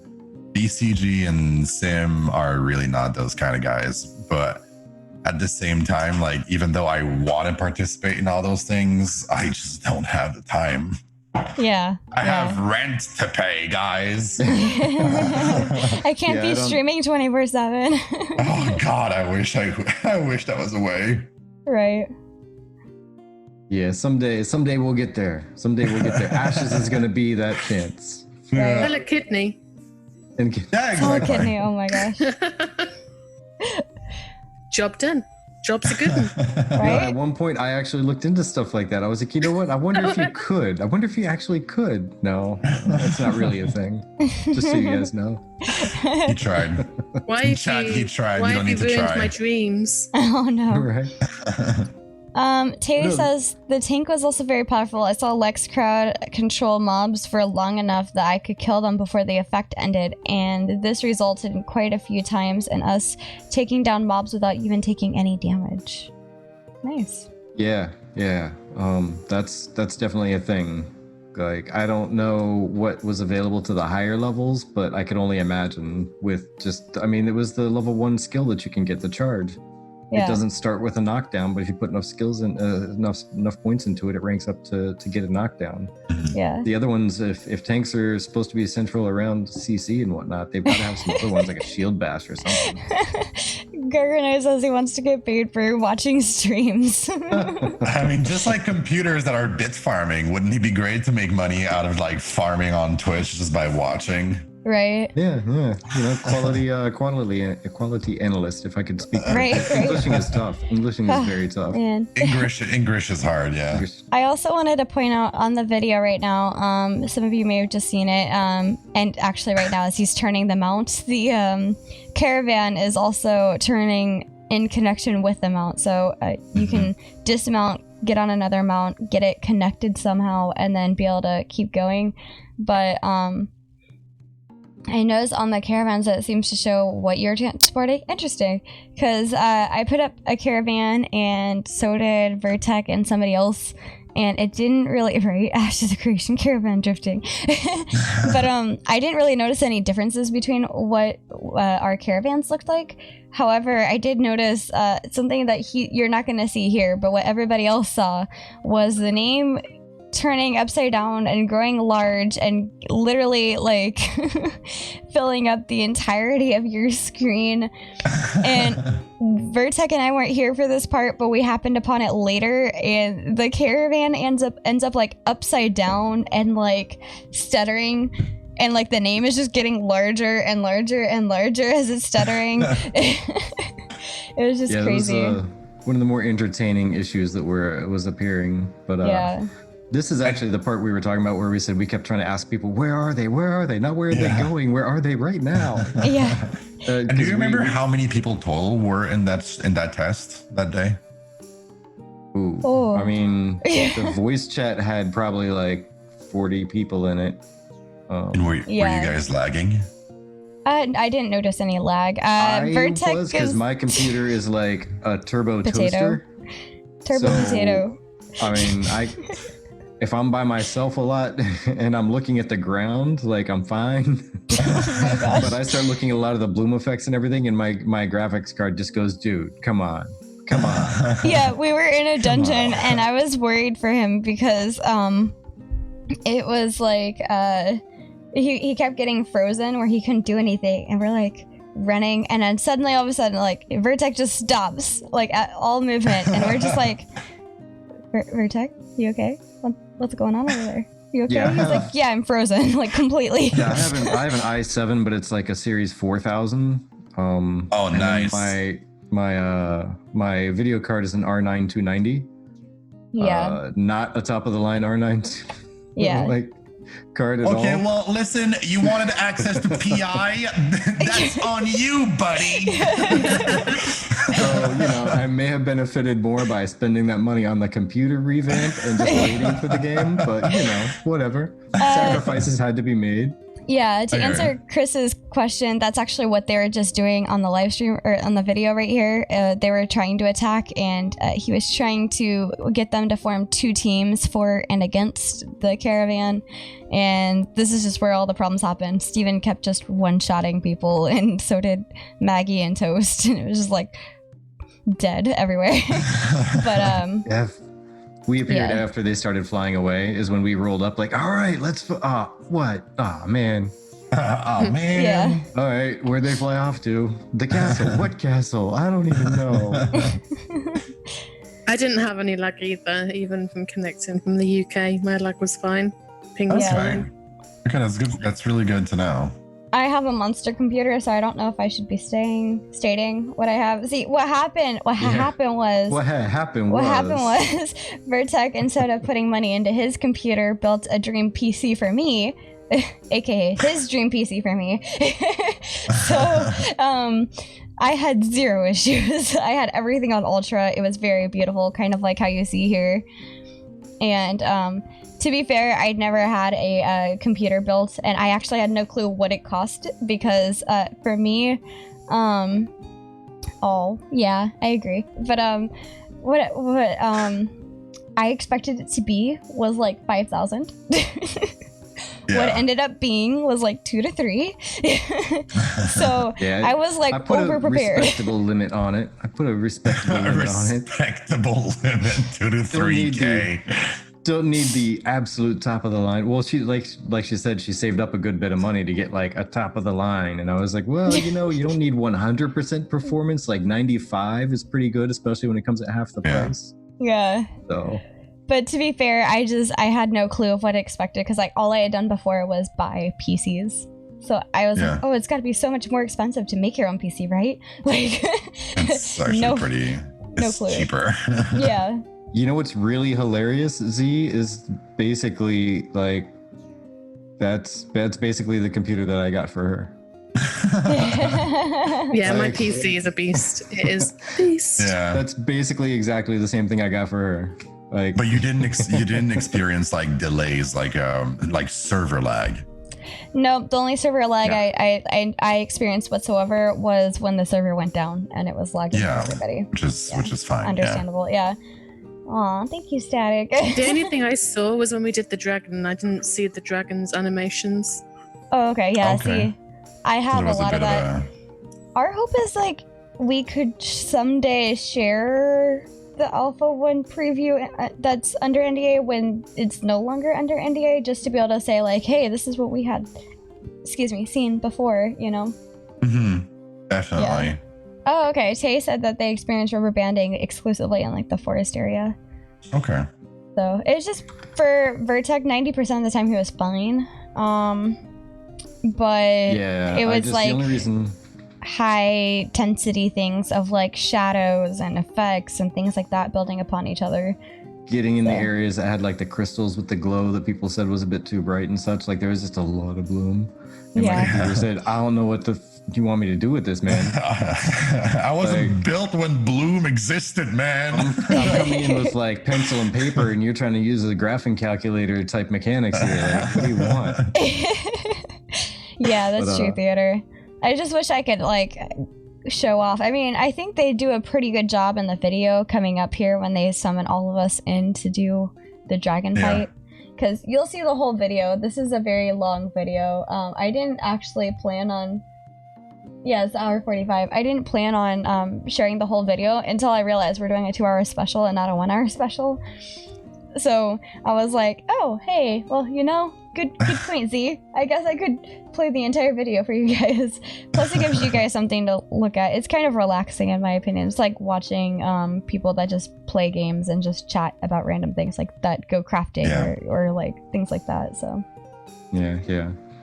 Also, I get to show you guys the lovely part of flying and flying forever and getting across the map. Like the little tiny red dots everywhere on the mini-map is what we were talking about previously with being able to see some of the... hey, Mackie, welcome in. Being able to see some of the mobs that are in the exact area. And I guess, as Vertec mentioned previously, like... might be a skill thing specifically and not available for everybody. Yeah, apparently that's going to be a thing, but I mean, we'll see how they tweak things. They're already making adjustments on classes and such. Yeah. Oh my gosh. We'll see how it pans out in the end. Steven has been elected mayor with 4 votes. Yeah, that was the one thing that we couldn't participate in, and it was hilarious. That was because rigged. If you go back and watch part of it, I think he's actually about to take us all to the dragon right now. There's the exploding volcano in the background there, but if you go back and look, like everybody gangs up on Intrepid to try to get into the like, I guess where you would sign up for citizenship, I guess the town hall or whatever you'd call it, but we all like fought Intrepid just to be able to go in there and not even be able to sign up for citizenship. And they're like, it was funny to listen to like, no, don't let them in. They'll try to run for mayor. Don't let them in. We can't let that happen. And like, here we are not even able to be a citizen, let alone trying to run for mayor, because you have to be a citizen to vote. So we couldn't even vote. He won the vote by like the other 4 that were in his party voting for him because none of us could vote for him. Fake democracy. Oh my God. The ultimate in organized crime. Hey, horrendous. Welcome by in. Design from the ground up. When the game gets released, you get bullies with baseball bats outside the voting offices. Right. Oh man, I wonder if like in like the economic note, if that'd be something the leader could do is pour in like personal money into like secret levers. Have mercenaries and stuff. Yeah. Start dumping in like personal money into like the underground criminal. I'll burn your freehold if you don't vote for that guy. No, Garganoid. The 4 main ones were cleric, tank, mage, and I think ranger. Ranger wasn't in there, I don't think. There's 4 though. Tank, cleric, mage. Yeah, it was just it in the. There's just 3. Yeah, right. There was 2 mages in. Okay, yeah, sorry. Yeah, so there's no summoners. Because I think they do want to add Rangers for Alpha 1, right? I think Rangers were supposed to be a part of it. Yeah, I think so. I think they're just finishing, tweaking it before releasing it. Yeah. Yeah, this is very much like a very early, hey, let's just throw this out and see what people think of it and see how things react to a group of people from a large array of areas and equipment standards. Yeah, so I'm kind of curious to see what's going to be up for the next Alpha 1 preview testing. Yeah, I understand that summoners are supposed to be a part of it too, but I think they're still working on finalizing stuff, and I'm sure working from home and not being in office and being able to actively be everywhere at once is causing a little bit of slows you down. Yeah, a little bit of delay, but it was really funny at this point because they're like, turn off your PvP flag, and we're like, no, you, because we're trying to attack the things and they have PvP flag turned on. So one of the problems with mage that I came across was his quick is the little wand. So if I'm hitting Q to try to attack that raptor there, he's flagged from my perspective, and it automatically, as soon as that thing dies, if you hit Q, it automatically goes and attacks the next thing in range. So I'm just sitting there spamming, and a lot of people are attacking and such, and next thing I know, I'm attacking Toast or something, and I'm like, dang it, that wasn't who I was supposed to be trying to attack. And I think at that point, right now, people from the other perspective, not the DM, but all of us following the raid, we're like, dang, Vertec, how did you get so much health? What the heck? And then I accidentally tagged somebody, and they're like, you too, Chibi? What the heck is going on here? So this is about the time period in which everybody else is caught on that we had a ton of HP when we probably shouldn't have had as many. But broken yeah, gear. Stop dying, turn off PvP, right? Tut. Right. But Pacha, was there anything else you wanted to add in? No, that's it, guys. Okay. That's pretty much it. I want to thank you guys for inviting me on the stream. It was really cool being there with you guys. No problem. We need to thank you a lot in. for one, hopping in here with us for the extra long stream here today, but also for being so flexible, because again, many apologies. We really thought it was going to be something quick. We were like, hey, yeah, we're totally going to be just a little bit. We thought they were going to do a real quick thing. Just a few minutes late. No, it's fine. No.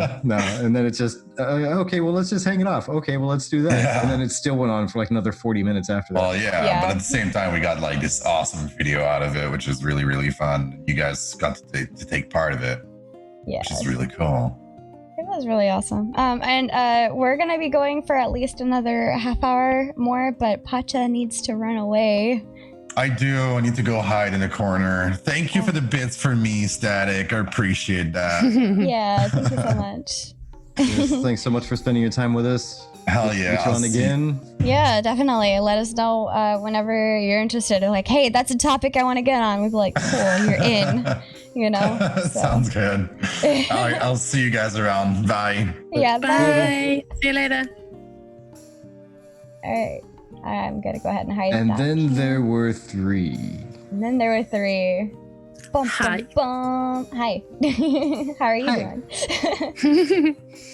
I do think we should probably say, though, that people, from the whole conversation that we just had and the questions asked, some people won't like some of the answers that were given, but they have to remember this is literally the first passing of the pre-alpha one. Yeah. So things can change. It won't take us that long, or it could take us longer to kill things. Skills may change. Health points will change. Everything's probably going to change. Yeah, and a couple things are set up like this on purpose for the testing environment. They wanted to slow us down on leveling so that when Alpha 1 testing happens, people don't hit the max level and get bored within the first 2 few hours or something. Yeah, that too. But I'm kind of excited because with all of this Yeah, I was actually gonna mention, like, I don't know, Zii, if you have seen Asmongold's reaction to this video that we're playing. Yeah, I saw it. But I kind of appreciated that he kept bringing, like, spotlight back to, hey, this is pre-alpha, this is Alpha 1. Yeah, like, I felt like he did it the right way. Yeah, I really, like, I don't have much experience with him in terms of, like, watching a lot of his stuff, except for, like, the obvious, like, wow, gimmicky, like, overreacting ones. So I was just kind of expecting one of those feeling of videos to come across, and when it was this way, I was just very, like, I don't know, I guess impressed that, like, he was able to, like, really point out, like, hey, this is Alpha 1, this is not, like, this is looking pretty decent so far, there's obviously some problems, but, you know, it needs more work, but it looks pretty solid, you know, and stuff like that. And it was just really cool to hear his feedback, I think. Yeah, I felt like he did it in a fairish way. Like, he wasn't too disgusted or, like, rude about anything. He was just like, this is Alpha 1. And then he started talking about how tiny the damage numbers were. Yeah, then he was like, oh, this is pretty cool, when he saw the dragon and stuff. Like, he gave props where props were due, definitely. Yeah. But I kind of did agree with him on the point about, like, your damage numbers not really being as, like, noticeable, I guess. I don't know, Vertec, how did you feel about that?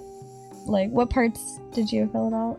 Actually, kind of like Z was saying, I like the fact that it was a fairly balanced opinion on everything. Like, he pointed out problems where there were serious problems to address, and minor makes it feel better points, as well as, you know, the good points. And I expected him to be as who was it? Garganoid there said expected Asmon to kind of, you know, poo on it a little bit. Yeah, well, he's an avid WoW player, isn't he? And he's played that game for the last 15 years, so he's used to, like, complete polished games, not like a game that was still being built, literally, as we speak. Well, yeah, exactly. Not even to mention, like, he's used to that, and he still poo-poos on WoW. Yeah, he fairly does. heavily sometimes. Yeah. So I expected there to be quite a lot of, I mean, I'll try it because that's what we do when we're streaming, and, you know, we do this stuff and we try it so you guys can see if it's worthwhile. I expected to hear that, but, you know, I don't like the game, it looks like blah. I expected to hear something like that, but no, he actually pointed out good things and bad. Yeah, he was actually really, really good with it. I kind of, like, giggled at the end, though. Hey, look, it's a message from Ashes of Creation. Yeah. Oh my god. Didn't he bring in, like, 100,000 views, though? Yeah, he's Something a pretty probably. big streamer. He's not a hater at all, Static. It just, he tends to have more of the dramatic reviews or video stuff, so that's kind of what we expected. I don't think he was hating as much as, like, he was actually very respectful about everything. So yeah, it's kind of like Pacha said, like, he plays a character. It's a lot of the bigger streamers, I mean, they play a character. Some of them, when they break out of character, they ruin their careers. They're playing a nice person and they're really not a nice person. But yeah, there's some people that play a career, or play a part as their career. I agree. I mean, I played with him some. He's pretty normal off camera, except when someone, I don't know who, stands in fire. Oh man. But yeah, this right here is the dragon fight that we were all a part of. It was really, really cool to be a part of that, actually. And this dungeon is massive. Yeah, it is. Yeah. It's pretty large. I like that the lava. We were running for a long time. We were. Even when you died, you respawned, you were still trotting along for a while. Yeah, definitely. Oh, good. Yeah, so... That's good to hear, Tay, because it's always a thing. The thing that Tay just said, I'll go ahead and read it, even though it's on screen. While Asmongold was streaming, there were about 40k viewers, while a few new people also showed up in the Discord after that. Some of them were surprisingly nice, and the thing that I was going to touch on is that's something that, you know, the core of us with the Ashes community are pretty nice, you know, and we try to make sure that the overall feel of the community is not toxic, really, or just not feeling out of place for being a part of the community. And so having really large streamers who have a really large following, who can also be very opinionated at times, joining in, and also just being nice and like being a part of that, you know, it's really nice to see, you know, because it's always like a nervous thing is an influx of people who are coming in because of a big person streaming it, and almost maybe doing a repeat kind of thing where like, oh, the streamer says it's bad, so it's probably bad kind of thing, and not having that negativity being brought into like the Discord and the community and stuff like that without seeing like from the beginning and how far they actually have come, versus just getting a first time look at the game and not having any idea where we are in development and stuff like that, but comparing it to fully developed games. And yeah, I think that's partially why I was really happy to see Asmongold like constantly remind me like, this is alpha, guys, this is alpha. Yeah, there's a lot changing, don't get upset yet. So but yeah, Nixia's lair, I could see that. I think anytime you have a dragon though, people are just going to say it's a Nixia. Right. Yeah. I'm Nice. trying to remember, like you mentioned the random chat that he got. I'm curious if like they've already had some interactions and that was maybe Steven just being goofy, or if that was him, if that was Asmongold being goofy. Yeah. Like photoshopping the thing.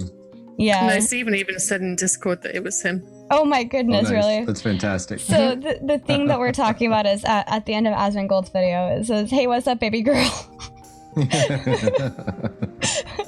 was like, oh shoot, Ashes of Creation are watching right now, and they just messaged me, and I was just like, is that real? Don't ban me. Pacha. Oh my gosh. We're not gonna ban That's you. fantastic. That's fantastic. Don't ban me.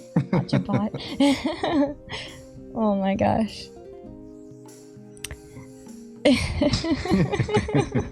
But like, I feel like even this encounter will change, because when we played, I don't even think the lava did any damage to us. I know it didn't do any damage to Steven, but It was kind of doing damage. I don't know if it was the raptors or the lava, because you could see like fair. 20s popping up off of him. I don't know if it was the raptors chasing him or the lava, but there was occasional damage when he was running through. Yeah. This gives me like post-traumatic stress disorder watching this.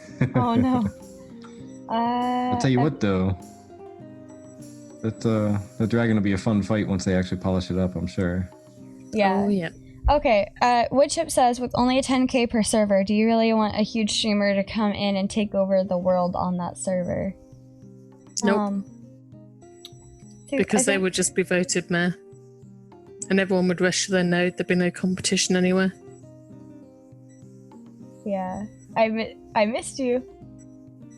Yeah, you know, and I really wish that they had done things a little bit differently. Like, I don't know, like I don't know all the mechanics of it in the background, but I just feel like 10k is kind of a low number, especially when you go and you look at populations for like World of Warcraft servers, and it's like 30,000, like 100,000, stuff like that. Yeah. Like maybe that's concurrent users though, isn't it? Not certain. I forget, to be honest. I just know I used to look when I wanted to change servers with like an entire guild. We're like, okay, well, so what server should we change over to? Because they're doing a merger and we're on a different battle group and blah, blah, blah. Yeah. But, yeah, because I've always been curious, because I know Steven was talking about how they're doing server handoffs and whatnot. So it kind of strikes me that they're not going to have one server running the entire world for that that server group, or that instance, I guess. Like they would have multiple servers, kind of like how I know Ultima Online did it, and I haven't heard of other games doing it, where they actually have like the entire world map, and they'll have like one server running up here and one server up here and one server down here, and it's multiple servers running the entire map, and they hand off as you go around the map. So ideally, that's what they're doing, and what I would love for them to do is say like a certain limit per individual section that you run across. Like instead of 10k that can exist on an entire map or an entire server, quote unquote, it should be a group of servers could be X amount of people, but each individual server making up part of that map would be only 10K. Is 10,000 the final number? I don't know about final, but I mean, I think that's what they have planned for right now. And the reason why I'm saying is kind of like what Tay was just saying was like originally in Wrath, World of Warcraft had a max of 25k people per server, and then they ended up merging that later because it was just really large, but I mean, that's kind of the other thing is like, here's something else to think of. Let's say you have a large streamer and the max is 10k, and going off of what Chris just said, just don't play with them kind of thing. It's gonna get really boring for them eventually because there's not really gonna be that turmoil. There's not gonna be another guild to fight against necessarily. I mean, unless there's multiple guilds within like that streamer's following, because there's a guild max, right? Excuse me. And it's just, if they want that streamer to be mayor, there's that. But then there's also node levelings and stuff like that that really only come organically through whatever. It's not like being a part of the streamer's guild and like that's their only like goal kind of thing, if that makes any sense. Here's something of an idea that actually would make things really interesting. So every server is going to be different, right?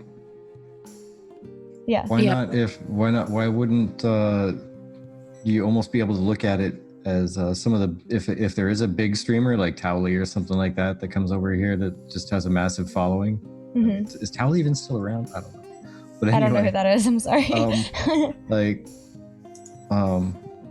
What if they could almost be seen as like a storyteller for like their server, like really putting out what's happening on their server, and really like, if a lot of their viewers are the ones that are populating it, if you can fit 10,000 people on there, but they have 50,000 normal viewers, like they would populate the entire server with their followers that watch their videos all the time, and they could literally watch their server's history playing out in a series of streams.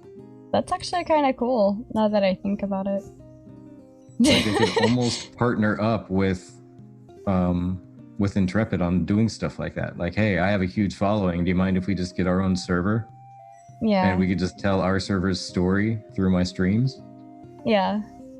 Like you would have instantly like one person and all of their followers who are always going to be logging on and having a good old time, and highlighting exactly how a server can be completely different from other big streamer that has their own server. Yeah, exactly. And that's the cool thing is like you'll have things like these guys that are saying, hey, on our server this is happening, but like a whole other person's stream. I think this alone would be a good reason why watching a lot of people streaming Ashes won't be boring, because two people could be in the same exact area as each other and have completely different looking areas because of racial things, as well as because of the level of progression for that specific area. So I thought that would be kind of interesting. I know we haven't discussed Frosty's videos yet. Oh yeah, that's we're definitely gonna need to do a spotlight on a couple of them. That sounds boring and not fun, listening to a dictator for my gameplay. What do you mean by that, Woodchip? Oh, not really like dictator, like they decide how things are gonna go, but like if they have a bunch of viewers that are constructing this world and doing things in the world, they would have a streamer that's basically cataloging everything that happens in their server. Yeah. So like it's not necessarily like, hey, telling them this is what you guys are going to do, so much as this is what this server has done. Kind of like being more storyteller and like bringing the view of everything that's been happening, like cataloging everything that's going on. Yeah. Via their streams. Like they're going to go on this raid because, hey, look at what these people have unlocked. Let's go check it out. That type of thing is more of like the line I'm looking at. But I mean, at that point, what you're saying, Tay, is like if the streamer just leaves, I mean, that would have to kind of be up to their viewers if they want to jump fully in on something that their popular favorite streamer is doing, knowing that it's like a marketing server, so to say. Yeah. I mean, the problem basically is what they do in Minecraft, isn't it? Where they have their Minecraft servers and then they fly around and show what people have built and stuff, kind of like that, but as an Ashes version. Yeah, kind of. But I mean, that being said, if we're talking theoreticals here, like, because again, we don't even have a game up with a 10k max, but theoretically speaking, if that person had their own server and all of that happened, it wouldn't really affect other people except for the people that are following that streamer. And worst case scenario, yeah, it's probably gonna suck, but like, go find a server that's actually doing different stuff and experience the game in a whole other way, because it's gonna be different than your server. I mean, that just goes for any server that could possibly die at any given point. It does, it does. And I mean, honestly, that's where I guess some stuff would need to be figured out. But again, we're living in idealistic theoretical land here. Yeah, pretty much. Instead of getting deep into those details, but yeah, I mean, there could be things such as like the server transfers. If Steven does them, I think he's so far said that he doesn't like the idea, so that may not ever be a thing, just because of the complication of it.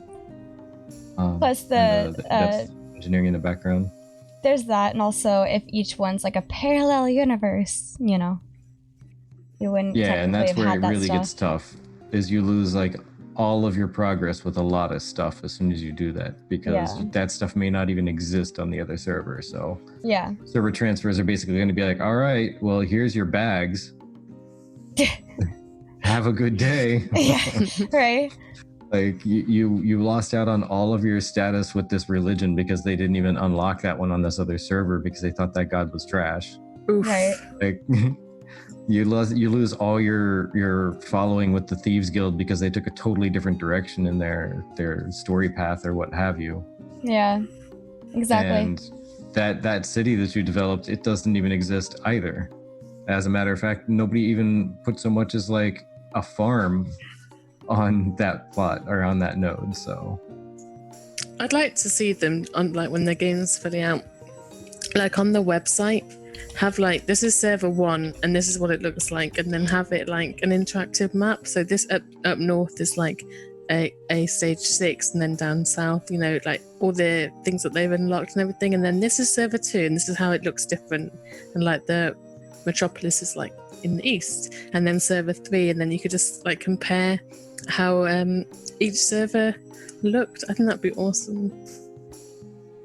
Yeah, and you know, Woodchip, I kind of agree with you on that one. If I end up playing on a server that goes really well for the longest time, but then this one guild just ends up finding a way of recruiting the most unscrupulous jerkbags that decide to take over, and next thing you know, I'm like, I can't do anything that I wanted to do. They've killed my way of life, and and you just sit there and you go to want to log in every day, but you don't want to log in every day. So you'd want to take your character and your stuff, literally take your bag of things and move. Yeah, I think that would be an interesting thing, Mackie. That'd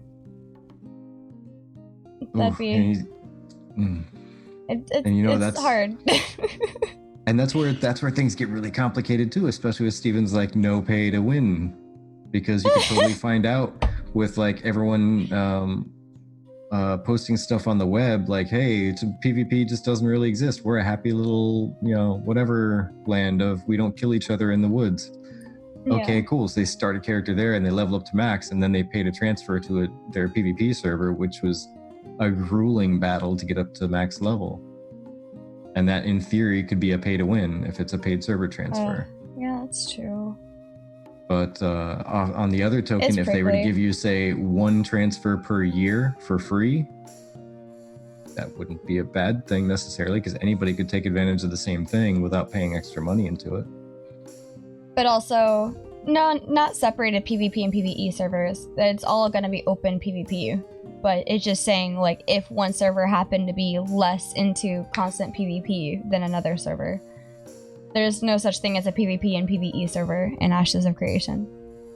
Yeah, and Tay, that was hilarious. You wake up from a dream. Yeah. Everything's gone.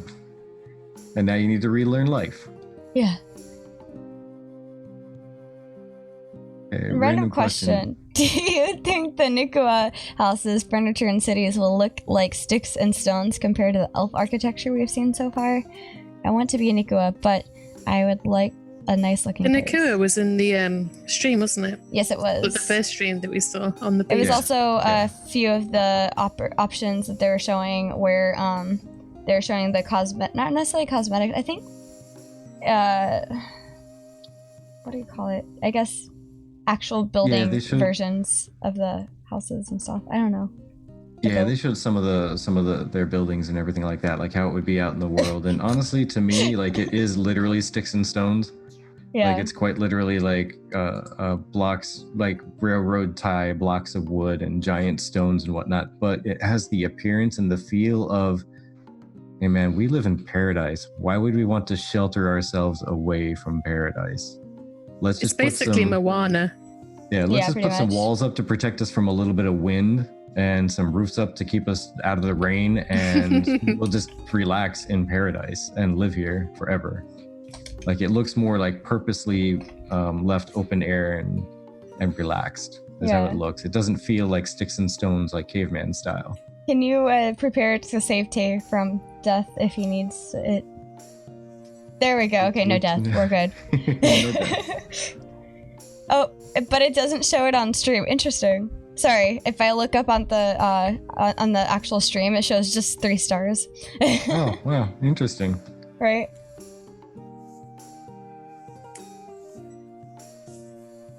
But yeah, it's really good. Congrats, Tay. Congrats on living. That's one chip got abandoned. Oh yeah, I think so. We're sorry, Woodchip. We don't know what's happening with our bot. Our bot's having issues, I think. Very disgraceful sometimes. Needs to be disciplined and sat in the corner. Yeah. Oh, these are the runes that I was talking about. Yeah, they're really pretty. And this is where Vertec looks longingly at the rest of us. Yeah. This is where I fall off the edge. Yeah, this is the part where I teleported into town and I got stuck in place. You're gonna see me in the back just jumping up and down and I can't move. Yeah. From the spot because I poured in and I couldn't move. I'm like, I can't go anywhere. I can't get in the picture. And I had to actually mount a horse to start running and actually catch up. Here I come. Like, gallop up behind the group. Oh no. I failed. Tit. Yep, there I am in the back, hanging out by the portal. Hey guys. This is Zara's response. Yeah. I'm not gonna play the full thing for copyright, but I mean, I'm sure you guys figured out which one that one is. Yeah. But yeah, there he is jumping. He's like, I can jump, I just can't move forward or backward or anything. I was like, I'm gonna miss the picture. Control T, try reloading. Oh, there you go. So I'm in with a horse. Yep. Oh yeah, that's right. You used the horse and it allowed you to move forward. You weren't stuck anymore. Yeah, the Great Horse Escape. This was really adorable that they did this. Yeah, I thought it was really cool. But yeah, it was a really fun thing. I think that's like the end of the video right there, actually. I believe you are correct. Yep. And there's Osmond Gold. Yeah.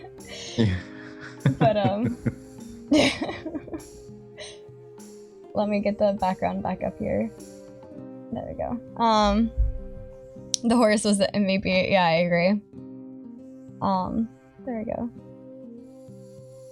But it was fun times. It was fun times.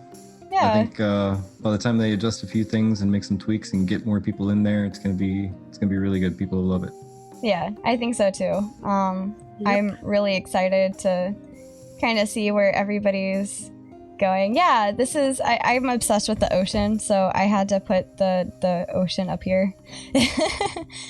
But I think the game looks really pretty. I think the oh yeah, everybody's floating up here now. There we go. Let me just pull them down real quick. But I think it's coming together really nicely. I think it's really cool to see just, I don't know, graphics getting smoother, gameplay getting better. just things like that. Just put the ship on the There you go, waves. just Sounds plant good. the ship out in the... There we go. But yeah, I mean, even on my half potato, actually, that kind of almost fits right there too. But yeah, even on my half functional computer, it's still, I could tell there was a giant difference from Alpha 0 up to Alpha, the pre-Alpha There we 1 go. state that we're in right now. There's a huge difference, and it felt really great just to jump in there and say, oh my gosh, this is such an upgrade. Yeah, actually, that gives me an idea. Uh-oh.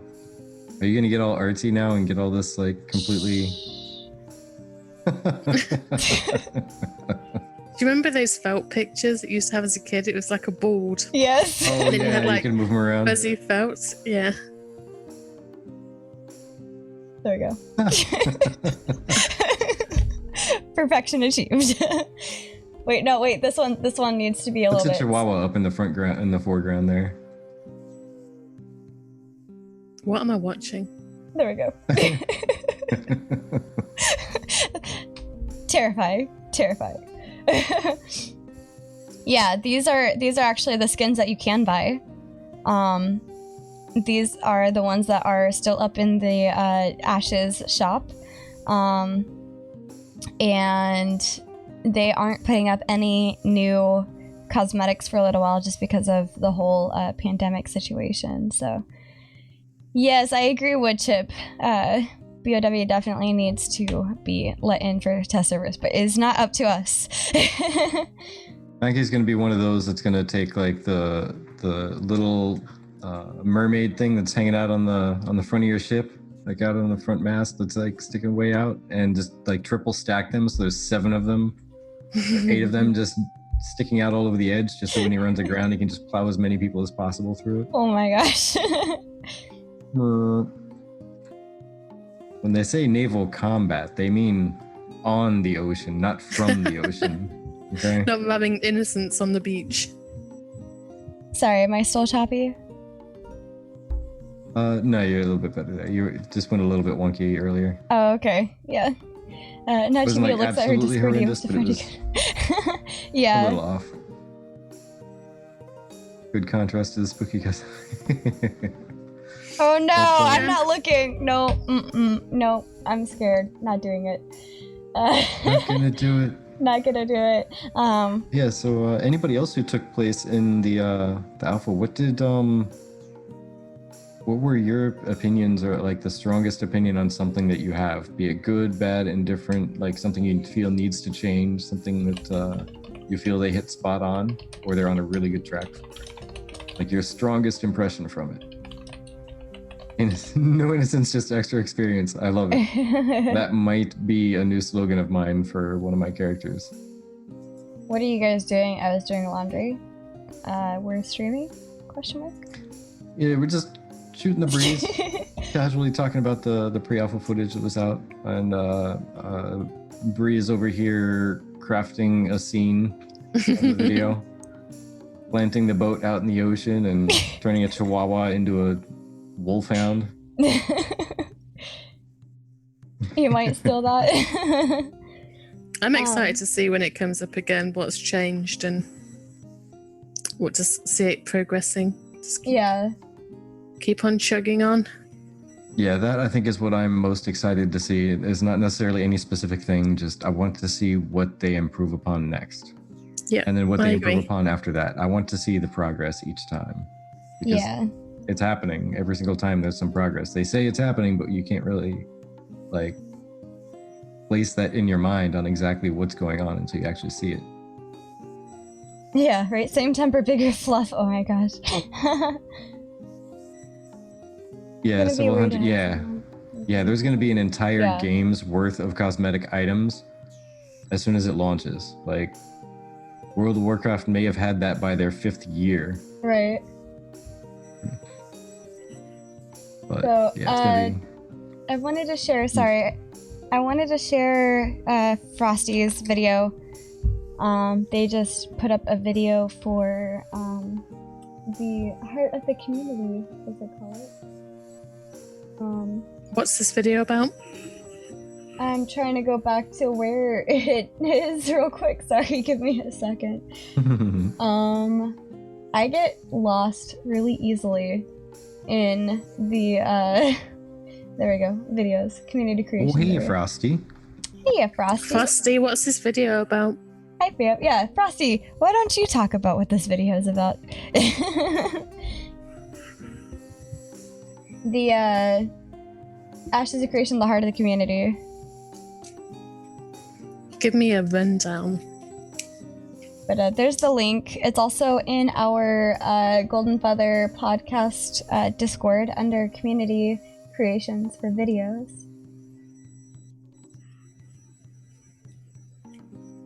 Greta video. Terrible.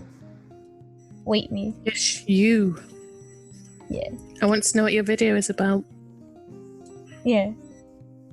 It's the famous YouTuber, yes. Frosty. Don't put me on the spot. Too late. Me? Yes, you, good sir.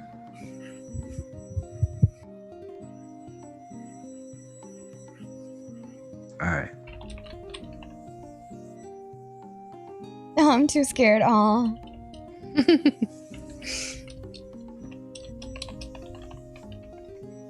There's been a lot of good community stuff made recently, actually. Yeah, I'm actually really happy to see the increasing amounts of community things. Frosty has 2. The first one was the live reaction, which was really cool. So that's about another hour 45. Can definitely check them out. And then this one is about 15 minutes. And yeah, please do, Frosty. I just sent Frosty a message saying, hey, we were wondering if you'd like to be guest at some point. So that's where that was coming from. Do it. But yeah, you guys should definitely give Frosty's videos a look. I was watching it while I was doing some homework, so I may not have caught all the things about it, but it was pretty good. First Ashes video, I think you said, Frosty? It's an overall introduction of the game, great for new people, for veteran followers. Yeah. It's a good way to put it, actually, Herndus. I'm just saying, I like the fun sounding what's it, like Mr. Movie Phone type voice right off the bat. Yeah. Also, Frosty, who makes your emotes? I like your emote. We'd like an emote on our channel more often. Who makes them? Yeah, we need some emote crafters to help out. Yeah. We need some stuff because neither one of us are very artsy, and it's gonna look very stick figure-y and blah. Mine's just gonna be a blob, and I'm like, look, it's me. Yeah. I'm gonna find just a random stock image of just a guy with glasses and a swooshy haircut thing, and I'm gonna be like, that's totally me. Like a wee me. Yeah, exactly. Yeah, there you go. I want to custom cheer emote. Yeah, we could actually, I think. Ooh, sorry, excuse me. Did you just crack your neck? Yes, I really needed to. And you didn't mute? I had to hear you crack a body part at 2 o'clock in the morning. Did you seriously just do that? That was actually gross. I actually heard that. My cat heard that. My cat upstairs heard that. That is not normal. Chibi, broken again. Oh my god. I think that's 3 times now tonight. All I can hear is wheezing. Like the wheeze laugh where it's everything's so funny you just end up wheezing. Snort. Oh. Don't cry. I'm sorry. Just don't die. Just don't die. Okay. Oh my god, though. Not have our consent to hear you crack. No, that was...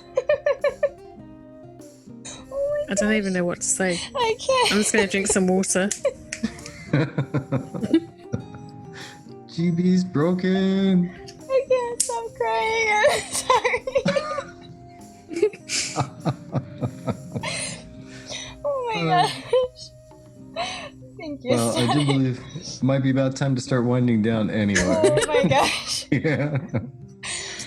But Did you have anything else you wanted to cover or chit chat about there, Zii? Anything upon your mind recently? No, I just hope that people take it for what it is and don't get disappointed with things that they don't like. That's all. Yeah. Yeah, you almost woke my cat up. My cat's asleep, and it was like crack. And there was a thunderstorm here earlier, and I think he thought that there was no thunderstorm. Frightening poor kitties like that. How dare you? Oh my gosh, I'm sorry. I'm a bad person. How dare you? Oh, jeez. But yeah, honestly, I think we should only get better from here, you know, with the responses. I just wanted to say thank you, Static, so much for the support, and everybody else's support, Woodchip for sharing the gift subs and everything. Like, all of the support you guys give us go towards being able to get those emotes and better lighting and better soundproofing, and so you don't hear my dog scratching and her like collar and the tingling. neck cracking. See, that one was just complimentary, you know. But they go together. Oh no. It's always nice to come on here, though. Saying, "Put me back. I'm not done yet." Oh my gosh. It's nice to see how many people turn up and how many people support like other community members and stuff. It's nice. Yeah. You don't see that in a lot of other games, so. Yeah, and honestly, we're we're very grateful just to have the amount of people that are here for us even right now. Like, I know we're not the most constant with our content. We try to be second and last, and actually it seems coming up here we might be doing was it? No, I think the last is the 27th, and I think on the 26th they might be doing a live stream. So I was thinking we'd have the 27th, 4th, and 11th, but starting soon as NDA is released and there's constant content coming out, we will be every week. We initially started every Saturday. However, with the slowdown of content information and stuff like that, we also had to lower our streaming just to make sure like your time with us was not wasted on just a whole lot of. So how about the forum post that we talked about last week? Yeah, there was a pretty dry spell for a while, wasn't there? But everything's picking up now. So start your stream earlier just for me. It's 3 a.m. for me now. Yeah, so it's a little hard because you know, much earlier it gets in the way of other things, but we can certainly try. I'm thinking of seeing if we could put out like a forum or something and see what time Pacific time works for you guys. It's hard to get everybody, you know. It's probably gonna be 3 a.m. for somebody somewhere at some point. Yeah, we were actually debating on doing the 4 o'clock instead of 5 p.m. like starting an hour early than we normally do, just to kind of include more people on like the East Coast and overseas and such, a little bit easier. Yeah, so if 4 o'clock was easier for you, let us know. Even like an afternoon stream, something earlier could possibly be something that's in the books for us. It just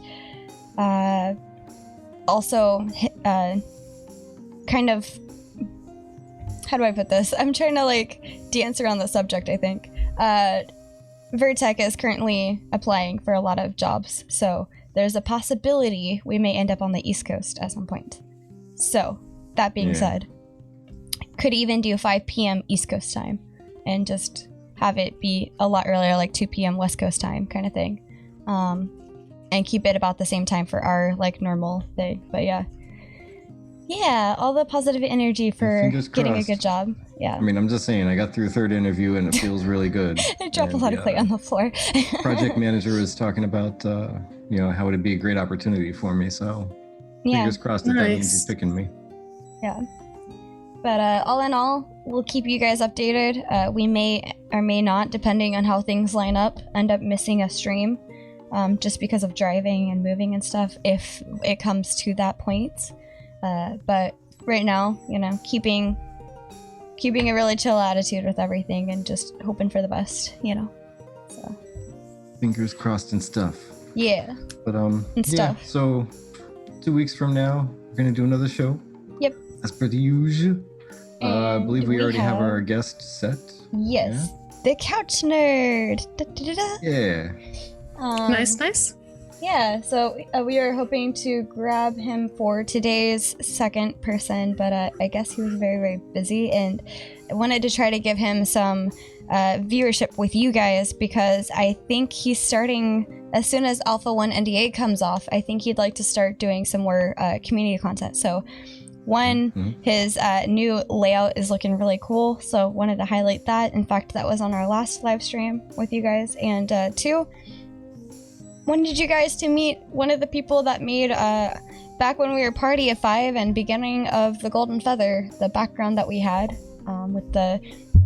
Whoa, I'm just attacking things now. Karate chopping the mic. Right. Calm down. With the portal, and the portal was like looking like it was like live and moving, and I believe we had Steven on for the first time then, and Steven even made note of like how cool the portal looked. And he was the one, the couch nerd, who made the background portal moving and stuff like that. It was really cool. So yeah, thanks for the stream. Can't wait to watch this over to see what I missed. Good luck on the job. Thank you, Horrendous. Yeah. Yes, thank you for the well-wishing, Static, Woodchip, and Horrendous. Yes. Appreciate it very much. Thank you so much. And Zii, thank you for being a part of us, and for being so like willing to come on super last minute. I messaged you like 5 hours before we started, like, hey, want to join us? You can pay me later. I'll pay you later, don't worry. We're not lying when we say that you are our favorite Zii ever. Yes. So. Thanks.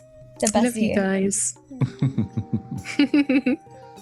And as always, thank you everybody for joining us. Thank you for spending your time with us. Thank you, Static. Time is very valuable, and we appreciate your spending it with us and our ramblings.